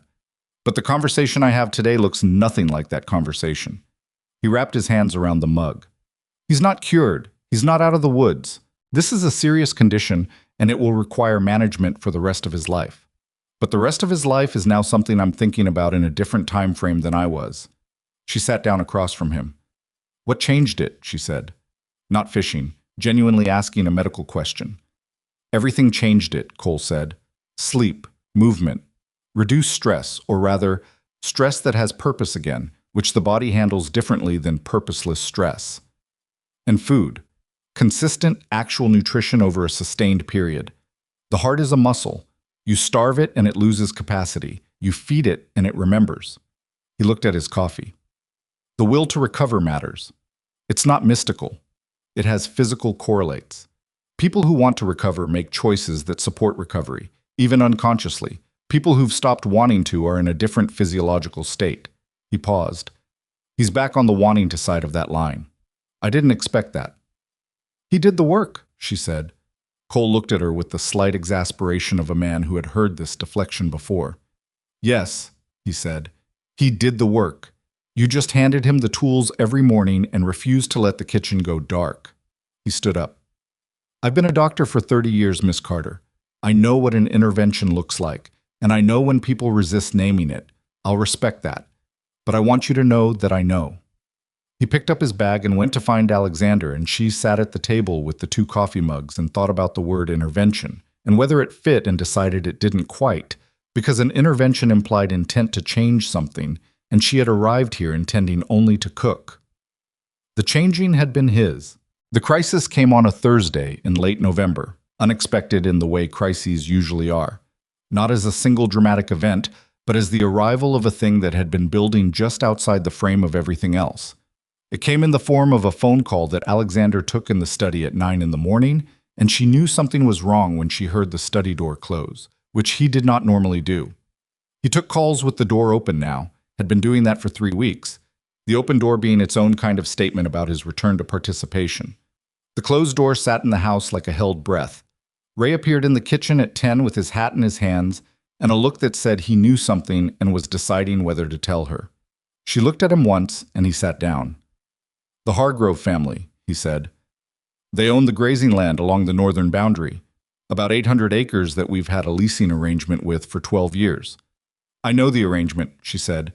She'd heard it referenced in Alexander's calls, part of the ranch's operational structure.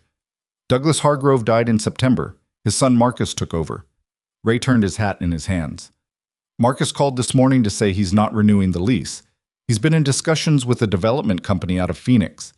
They want to put in a resort and recreation complex." Lillian set down what she was holding. "On grazing land. On grazing land that our cattle operation depends on for the summer rotation." Ray's voice was flat and careful, the way his voice got when he was containing something. "Without that acreage, we lose the ability to sustain the herd through summer without significant reduction. Probably 20 to 30% of the cattle operation." She understood what that meant. Not just in dollars, though the dollars were significant, but in what it would mean for the hands who worked that operation, the families that depended on those positions, the ecosystem of employment that the South and East operations sustained. She thought about Sandra's husband, 12 years on the property, Pete, the 2 young hands who'd started last spring. "How bad is it?" she said. Bad enough that if we can't find alternative grazing or acquire adjacent land, the South Barn operation isn't viable at its current scale. He paused. We've faced hard things before. The drought in 2018, the price collapse before that. But those were external, weather, market. He stopped. This is someone making a choice. Douglas Hargrove would never have done this. 12 years of handshake agreements and Sunday dinners, and his son picks up the phone and undoes it for a resort company from Phoenix. Does he know what it does to the operation here? He knows. According to what he told Alexander, he has an obligation to his own family's best interest. Ray's jaw tightened briefly. Which is true. He does. It's also true that it's going to hurt people here who don't deserve to be hurt. The study door remained closed until noon. When Alexander came out, he went straight to the kitchen, which she understood now was his version of what other people did when they needed to be somewhere they could think. Some people went for walks, some people sat in their cars. He came to the kitchen. He poured himself coffee and stood at the window, and she let him stand there without filling the silence. After several minutes, he said, "The Hargrove lease." Ray told me. Of course he did. He drank the coffee. Douglas and I shook hands on the first lease in 2012 over a kitchen table not different from this one. He was my father's contemporary. When Eleanor died, he drove over the same day and brought food. His wife cooked, a roast, I think, and they sat with me for 2 hours and didn't make me talk. He paused. His son is 29 years old and went to business school in Atlanta and sees 800 acres and does arithmetic. Is there other land? I'm working on it. He said it with the clipped directness of someone who has already shifted from the emotional register into the operational one, which she recognized as his competence taking over from his hurt, which was how he functioned. Not by processing feelings in sequence, but by running them in parallel with action. The Delacroix parcel to the northwest has been dormant for 4 years. The family has been trying to figure out what to do with it. I'm calling them this afternoon. He turned from the window. There's also a legal question about the lease terms. Whether Marcus Hargrove can terminate without the notice period the original agreement specified. My attorney is looking at it. What do the hands know? He looked at her. Nothing yet. I'm not telling them anything until I know what the options look like. People worry in ways that aren't useful before there are facts to worry about. They'll hear anyway, she said. Things move through this property. I know that. I'm hoping to have something concrete within a week. He set down the mug. I'm not going to let this take apart what we've been building back. He said it with a quietness that was more convincing than anger would have been. Not a threat, not bravado, just the flat statement of a man who has decided something. She believed him, not because he was powerful or wealthy, or because things always worked out for people like him. They didn't. She knew that, and he knew that. But because the man standing in her kitchen was not the man who had been sitting in the dark upstairs 2 months ago. That man had no fight left. This man had gone to the South Barn and called his children and organized Sunday dinners and driven to the farm on a Friday morning and peeled potatoes badly and shaken hands with 30 people in his dining room, and all of that accumulated action was the evidence that the fight had come back. The week that followed was the hardest since Lillian had arrived. Alexander was in the study by 7 every morning and rarely came out before 2 in the afternoon. The calls were constant. She could hear the register of his voice through the study door, the particular efficiency he brought to difficult conversations, the silences on his end while he listened, the brief decisive statements that ended exchanges. He ate what she brought him without commenting on it, which was different from the untouched trays of the beginning, but was also not the shared kitchen table mornings they'd developed. She understood that he was inside the work the way people get inside work when the stakes require it, and she adjusted accordingly, kept things ready, kept the kitchen warm, made food that could wait without losing itself. Ray updated her in fragments. The Delacroix family was interested in discussions. The attorney had found language in the original Hargrove lease about a 60-day notification requirement that Marcus Hargrove's legal team was now contesting. 2 adjacent property owners had called Alexander to express concern about the development project. The resort proposal, if it went through, would affect water rights and road access that mattered beyond the Whitmore property line. He's building something, Ray told her on Wednesday. Not just reacting. He's calling people who haven't heard from him in 2 years, and they're picking up because it's him. The name still means something in this valley. It always meant something, she said. He just stopped using it. On Thursday evening, 6 days after the Hargrove call, Alexander came into the kitchen at 7 o'clock for the first time all week and sat at the table, and she put dinner in front of him. A simple one, roasted vegetables and a piece of the smoked fish Pete had brought from somewhere. And he ate half of it before he said anything. "The Delacroix parcel," he said, we have an agreement in principle. 640 acres, slightly better positioned than the Hargrove land for the summer rotation. Different price, but workable." He ate another piece of fish. The attorney filed for an injunction on the lease termination pending review of the notification clause. Marcus Hargrove's company is not happy, but they have a problem they didn't know they had. And the other properties? Carl Briggs and 2 others have submitted a joint objection to the county about the development proposal. Water rights issue. The resort plan pulls from the same watershed that feeds 4 neighboring properties. The development company may have done their arithmetic wrong on that. He looked up. "It's not resolved. None of it is resolved. But it's moving in a direction." She nodded. "Eat the rest of the fish." He ate the rest of the fish. She got up to clear and he stopped her.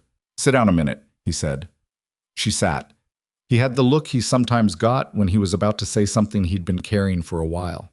A kind of considered weight to his expression, like he'd turned the words over several times before deciding to use them. "I've been thinking about what this place is going to look like," he said. "Going forward, what I want it to be." He paused. "It's always been a cattle operation, a business, which it should be. I'm not interested in turning it into something sentimental. But the thing with Hargrove reminded me that a place is only as stable as its relationships. And I let those relationships go for 2 years. The handshakes, the Sunday dinners, the phone calls, all of it." "You were grieving," she said. "I was," he said. "That's true. And grief is real, and it costs what it costs. But the people in those fields didn't stop needing leadership because I was grieving. The valley didn't stop needing what this operation provides because I was having a hard time." He turned his mug slowly. "I'm not saying I should have been different. I couldn't have been.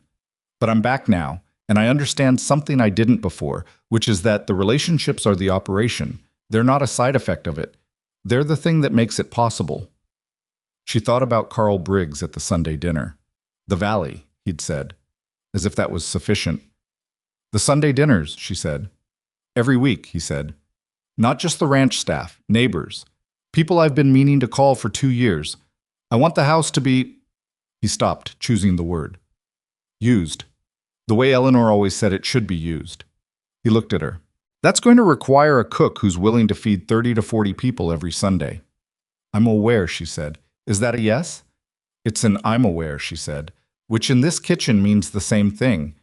He made the almost laugh sound, and then it became a real laugh, and she thought he laughed more easily now than he had at the beginning, that the laugh was closer to the surface than it used to be, and this seemed like the right direction for things to go. Olivia called on Friday evening while Lillian was doing the last of the kitchen work, and Alexander took the call at the kitchen table, which meant she heard both sides of it. Not intrusively, just as the ambient fact of a small space with one other person on a phone. Olivia had spoken to Ethan. They'd apparently talked at length about the Hargrove situation and about their father and about what the next period looked like. She was asking about Christmas. "I'd like to come," Olivia said, loud enough through the phone that the words were clear. "If that's... I want to come. Ethan too, if he can bring the kids." Ethan had children. Lillian had not known this. It hadn't come up, and she understood she didn't know everything about this family by a long way.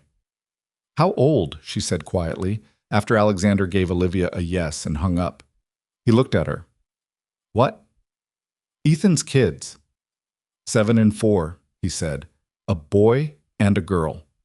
He said it with the particular expression of a person encountering their own delinquency, the look of someone who has not been a present grandfather and is now arriving at the full weight of that fact. "I haven't seen them since the funeral. The 7-year-old, James, was 5 then. Sophie was 2. He stopped. "She won't know me." "She'll know you by Christmas," Lillian said. He looked at her. "That's 2.5 weeks," she said. "Children learn fast." He sat with that for a moment. Then he said, "I'll need to get things. For the kids. The house isn't... There's nothing here for children." "Ray's wife knows every good store within 60 miles, she said. "I'll ask her tomorrow." He nodded. He looked out the kitchen window at the dark and the land beyond it. and she watched his face move through something that was private and didn't require her presence, so she went to the sink and finished the last of the washing up. "Lillian," he said, behind her. "Hmm? When is your family expecting you for Christmas?" She kept washing. "I don't have family nearby. My grandmother was the last of the close ones. There are cousins somewhere, but we're not— close isn't the right word." A pause. "Then you'll be here." "I live here," she said. "I mean at the table," he said. "Not in the kitchen, at the table." She turned off the water. She stood for a moment with her back to him. She turned around. He was looking at her with the steady gray look that she'd learned to read. Not commanding, not requesting, just stating a fact that he considered already settled.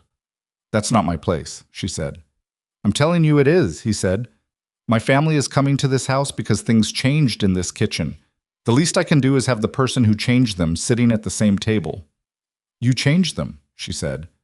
"Stop doing that," he said, not unkindly but firmly. "Just for once. Stop deflecting and let the thing be what it is." She looked at him for a long moment. He held the look without moving. "All right," she said. He nodded once, satisfied, and finished his coffee and said goodnight and went upstairs. And she stood in the kitchen in the quiet with the clean dishes in the rack and the stove cooling down and the smell of the day's cooking still in the room. She picked up her grandmother's notebook from its place on the shelf and held it for a moment without opening it. Then she put it back and turned off the light and went upstairs. Outside, the first real snow of December was beginning to fall across Whitmore Valley. Not the test-run flurries they'd had in November, but the real thing, the kind that settled and stayed, the kind that changes what a landscape looks like, and how people move through it, and what they need when they come inside from it. She stood at her window for a moment and watched it come down. 30 people last Sunday. 40, maybe, this week. A family at Christmas. A grandfather learning his granddaughter's face. A man in the South Field again, making calls again, fighting for the land he'd built, and the people on it.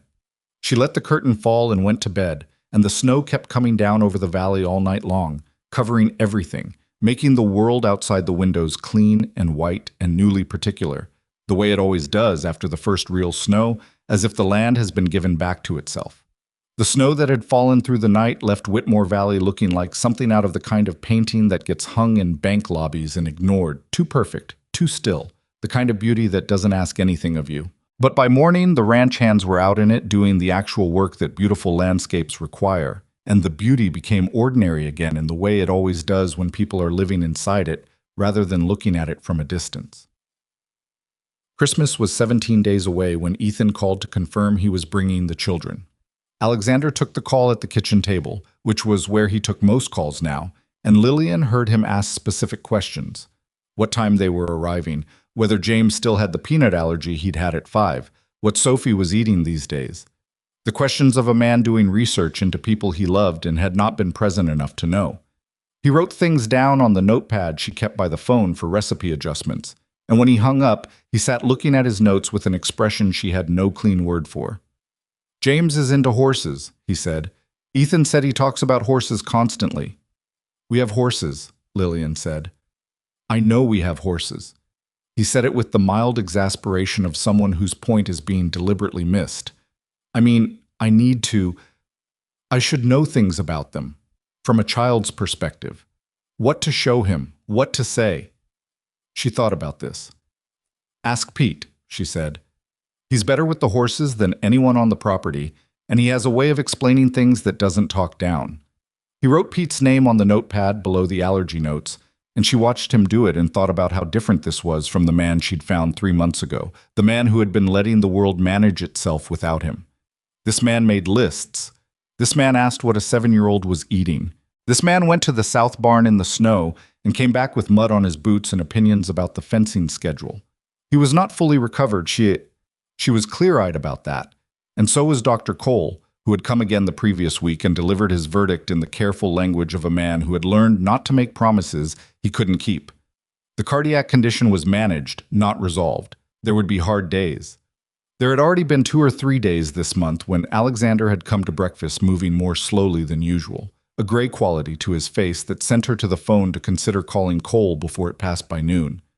The body had a long memory for what it had been through, and 2 years of grief and deprivation didn't reverse itself in 3 months, regardless of how many pot roasts were consumed. But the direction was different. The direction was the only thing that had ever been in question. The Hargrove situation resolved itself in the way most legal things resolve. Not cleanly, not triumphantly, but in the grinding, incremental way of a problem that meets enough friction to slow down and eventually stop. Marcus Hargrove's attorney and Alexander's attorney spent 2 weeks in a technical dispute about the lease notification clause, and the injunction held long enough that the development company from Phoenix, recalculating their timeline and encountering the water rights objection that Carl Briggs and the neighboring properties had filed jointly, revised their offer to Marcus downward. A resort project that requires 18 months of legal navigation before breaking ground is a different arithmetic problem than the one Marcus had originally been sold. Ray told Lillian that Alexander had called Marcus Hargrove directly during the second week, not through attorneys, not through intermediaries. He'd called the man himself and talked to him for 40 minutes, and at the end of the 40 minutes, he'd made an offer to purchase 200 acres of the Hargrove land outright.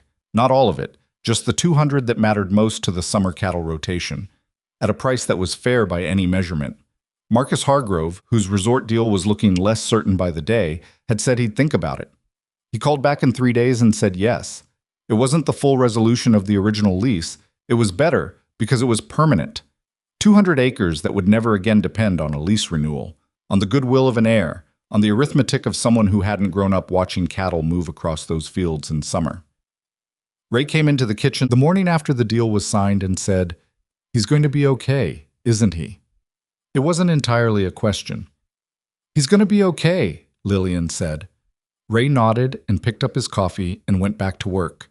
And the simplicity of the exchange, 4 words of assessment delivered and received without ceremony, felt like the most honest thing she'd heard said out loud in a long time. Ethan arrived on the 23rd of December with James and Sophie in a rental SUV large enough to contain the amount of gear that 2 young children apparently required for a 4-day trip.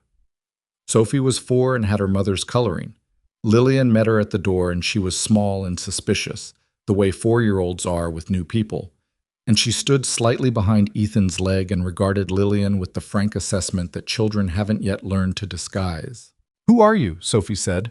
"I'm the cook," Lillian said. Sophie considered this. "Do you make good food?" "I try." "My dad says you make good food." She seemed to find this sufficient and came out from behind Ethan's leg.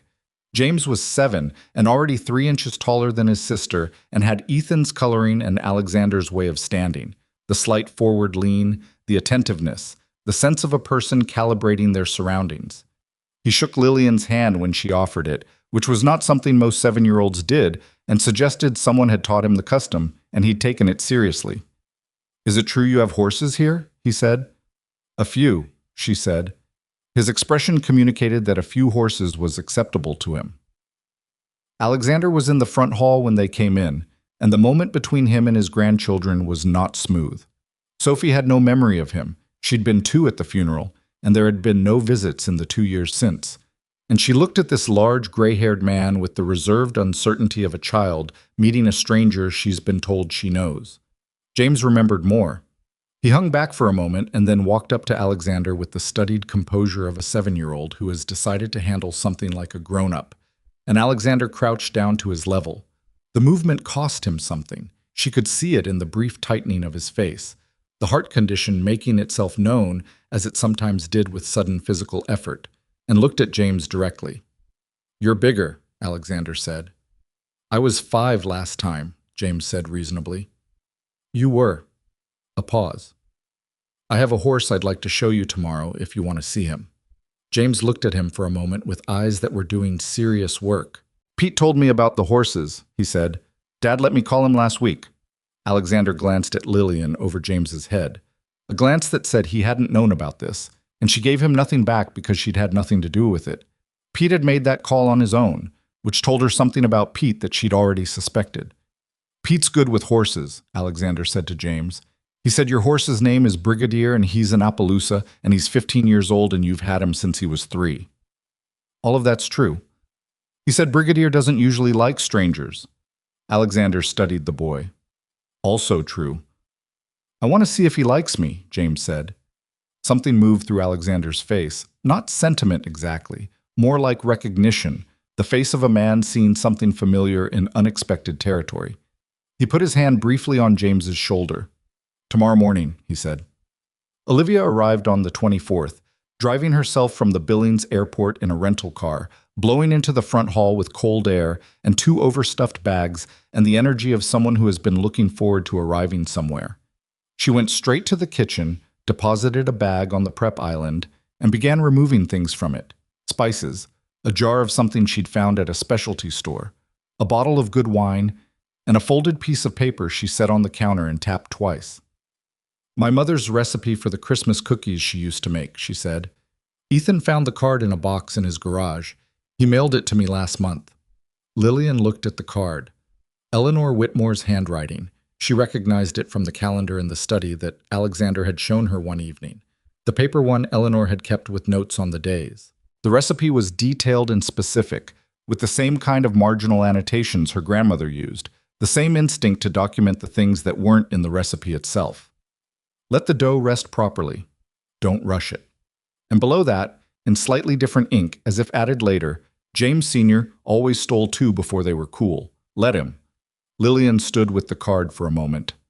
Can you make them? Olivia said. Yes, Lillian said. Can you help? That's why I brought the card. They made the cookies that afternoon.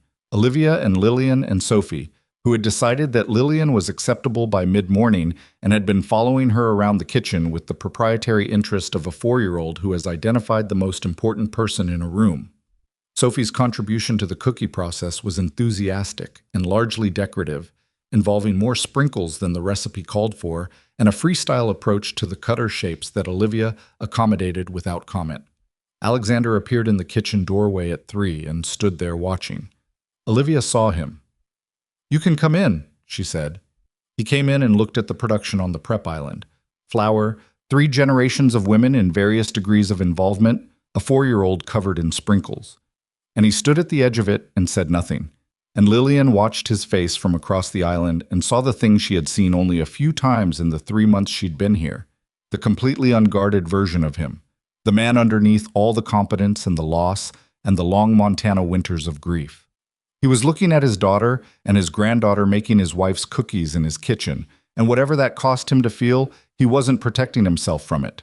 Olivia held one up. They're not right, she said. They taste right, but they look wrong. Mom's always looked neater. Mom's always cheated with a stencil, Alexander said. Olivia stared at him. She did not. She absolutely did. She had a set of metal stencils she kept in the second drawer. She never told you because she didn't want to undermine the mythology.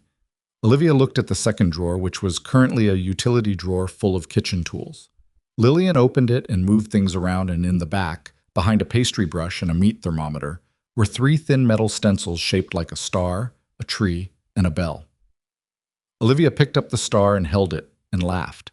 The helpless kind, the kind that comes when something is funny and true and unbearably tender all at once. She let me feel bad for years about my cookies not looking like hers, she said. She was a woman who appreciated an advantage, Alexander said. He came to the island and picked up one of Sophie's irregularly decorated cookies and ate it. These are better anyway. Christmas morning was imperfect in the particular way that Christmas mornings are when they involve young children and a house that hasn't had young children in it for a long time. Sophie woke at 5:30 with the urgency of someone who has been waiting her entire life for this moment, and the noise of her waking woke James, and the noise of James woke the rest of the house in a cascade that left everyone in the kitchen by 6:15 in varying states of readiness. And Lillian, who had been up since 5 anyway, made an enormous amount of coffee and put a pan of cinnamon rolls in the oven she'd prepared the night before and let the morning organize itself. Alexander sat at the kitchen table with Sophie on his lap by 6:45, which was not something anyone had planned. Sophie had simply climbed up there when she decided she was cold, and he was available, with the logic of a 4-year-old who has determined that a large person constitutes a reasonable heat source. He sat very still for a moment when she did it, the way a person sits still when something unexpected and delicate has landed on them, and then he put one arm around her and she leaned against him and watched James arrange things on the table with the seriousness of a person who takes inventory management personally. Ethan caught Lillian's eye from across the kitchen, and she looked away before either of them could make too much of the moment, because making too much of it would be wrong. It was just a grandfather and a granddaughter at a kitchen table on a winter morning. That it had almost not existed was the thing to keep quiet about. The cinnamon rolls came out of the oven, and the morning moved forward with the pleasant shapelessness of a day that has no obligations except presents. And Lillian cooked, and the family gathered and dispersed and regathered through the rooms of the house in the natural rhythm of people who are relearning how to be together. James spent most of the morning in the stable with Pete and came back at noon smelling of horse and with the particular expression of a 7-year-old who has had a successful morning and is trying not to show how much. "Did Brigadier like you?" Lillian asked him quietly, while the adults were in the other room. James considered the question with appropriate gravity. "He let me pet his nose," he said. "Pete said he never does that with people he just met." "That's true," Lillian said. "He doesn't." James nodded as if this confirmed something he'd already known about himself, and went to find his grandfather. The thing that Lillian understood, standing in the kitchen that Christmas afternoon, while the house was full of the noise of a family that was not fixed, that had cracks still visible and distances not yet fully crossed, and years of absence that couldn't be unfelt, was that wholeness was not the point. The point was not to return to something undamaged, because nothing that had lived a real life was undamaged. The point was to return it all, to choose, every morning, to eat something and go outside and pick up the phone and peel potatoes badly and try again with the biscuits. The point was the trying. She had arrived at Whitmore Valley Ranch with a suitcase and her grandmother's notebook and the practical conviction that food could do things that other things couldn't, and she had been right about that, and she had also learned something she hadn't expected to learn, which was that feeding someone is an act of insistence. Every meal set down in front of another person is a refusal to accept that they've stopped mattering. You don't have to say that. You don't have to make it a lesson or a message. You just cook, and you carry it up, and you set it down, and you come back tomorrow and do it again, and eventually the person on the other side of the tray understands that someone is still counting them present. Her grandmother had known this, had spent 40 years knowing it and writing it in the margins of a composition book in cramped handwriting that Lillian had been reading since she was 6. The recipes were instructions for food. The margins were instructions for living. After Christmas dinner, which was the largest meal she had made since arriving, which required every burner and both ovens, and Pete's help from 2 in the afternoon and Olivia's help from 4, and Ethan's well-meaning but structurally chaotic help from 5. The family sat at the long dining room table and ate and talked, and the children's energy wound down from its daytime intensity into the slower, heavier quality of children who are tired but resisting it. Sophie fell asleep at the table. It happened mid-sentence, between one moment and the next, the way small children go, here and then gone, her head tipping sideways against Olivia's arm. Nobody made a production of it. Olivia just shifted and held her and kept talking. Alexander watched this. He was at the head of the table, and he watched Olivia hold Sophie, and he had the expression of a man seeing something from a great distance that he has been away from for a long time. Not the distance of miles, but of years, of absence chosen and unchosen, of a grief that had taken everything with it when it arrived, and was only now, slowly, beginning to return what it had taken. He looked at Lillian, who was at the table as he'd insisted, not in the kitchen, and he held the look for a moment. She thought about what she'd said to Ethan on his first visit. You don't have to explain the last 2 years to start the next one. She thought about what it meant to start a next one. Not cleanly, not without the weight of the one before it, but to start it anyway, in the same way you start any cooking, with what you have, where you are, making adjustments as you go. After dinner, after the children were in bed, and Ethan and Olivia had retreated to their rooms with the specific exhaustion of parents who have been on duty since 5:30, Alexander and Lillian were in the kitchen again. It kept coming back to the kitchen. She suspected it always would. He helped with the last of the washing up without being asked, which he had been doing for weeks now. And when the kitchen was clean, he sat at the table and she made tea and sat across from him, and the house was quiet around them. I want to ask you something, he said. She waited. When your contract ends in February, he said, I'd like you to stay. She looked at him. Not just as the cook, he said. I mean, yes, as the cook. I'm not trying to change what this is. I know what it is. You work here, and I pay you, and that's a clear arrangement, and I'm not confusing it. He turned the mug in his hands, the gesture he made when he was being careful with what he said. I'm asking you to stay because this house is different with you in it, and the difference matters to me, and I am old enough and have lost enough to know better than to not say that directly when it's true. She was quiet for a moment. She thought about Helena, about the restaurant she'd left, about the cousins she wasn't close to, about the narrow bed upstairs that had become in 3 months the place she thought of when she thought of her own room. She thought about the Dutch oven at the back of the cabinet on the first day, and what it had told her about the kitchen and about the kind of person who had cooked in it. I'll stay through the spring, she said, and we'll see. He nodded. He had the sense to know that through the spring and we'll see was not a no, and was in fact from Lillian Carter as close to a yes as she gave before something was proven. One condition, she said. He raised an eyebrow. The biscuits, she said. You keep making them, every Sunday. He looked at her. They're terrible. I know, she said. Keep making them. He understood. She could see that he understood. That the terrible biscuits were not about the biscuits. That they were about the Sunday morning and the secondary prep station and the particular act of doing something imperfectly because someone you loved had watched you do it and found it worth watching. That they were about Eleanor saying watching you try is my favorite part of the week. That they were about choosing to try every week, regardless of the outcome. He nodded once. All right, he said. Outside, the Montana winter night was doing what it does in late December, settling in with the permanence of something that knows it has time, the cold and the dark, and the enormous silence of thousands of acres under snow. Inside the kitchen, the light was warm and the tea was cooling in the mugs, and the house held its people in the particular way that houses do when they are finally, again, being used for what they were built for. There is something that takes years to understand about the people who feed us. We see the food, the meal, the plate, the effort of the recipe. And we call that the gift. But the gift is not the food. The gift is the refusal. The refusal to let you disappear. The refusal to stop setting the table for you, even when you push it away. The refusal to accept that you are finished, that the story is over, that the chair at the table should stay empty. Lillian Carter was 27 years old and had learned this from a woman who spent 40 years writing it in the margins of a composition book in a kitchen that smelled of steam and rosemary, and she had carried that knowledge 300 miles north into a house that had gone cold. And she had stood at the stove every morning and said, with the language she knew best, "You are still here. You still count. The table is set." What happened next was not her doing. She was always clear about that. Alexander Whitmore chose to come down the stairs. He chose to pick up the phone. He chose to go to the south barn and the east field and the front door when his son knocked. He chose to sit at the table with his grandchildren and his daughter and his imperfect life and stay there. She just kept the kitchen warm until he found his way back to it. That is the whole story, and it is enough.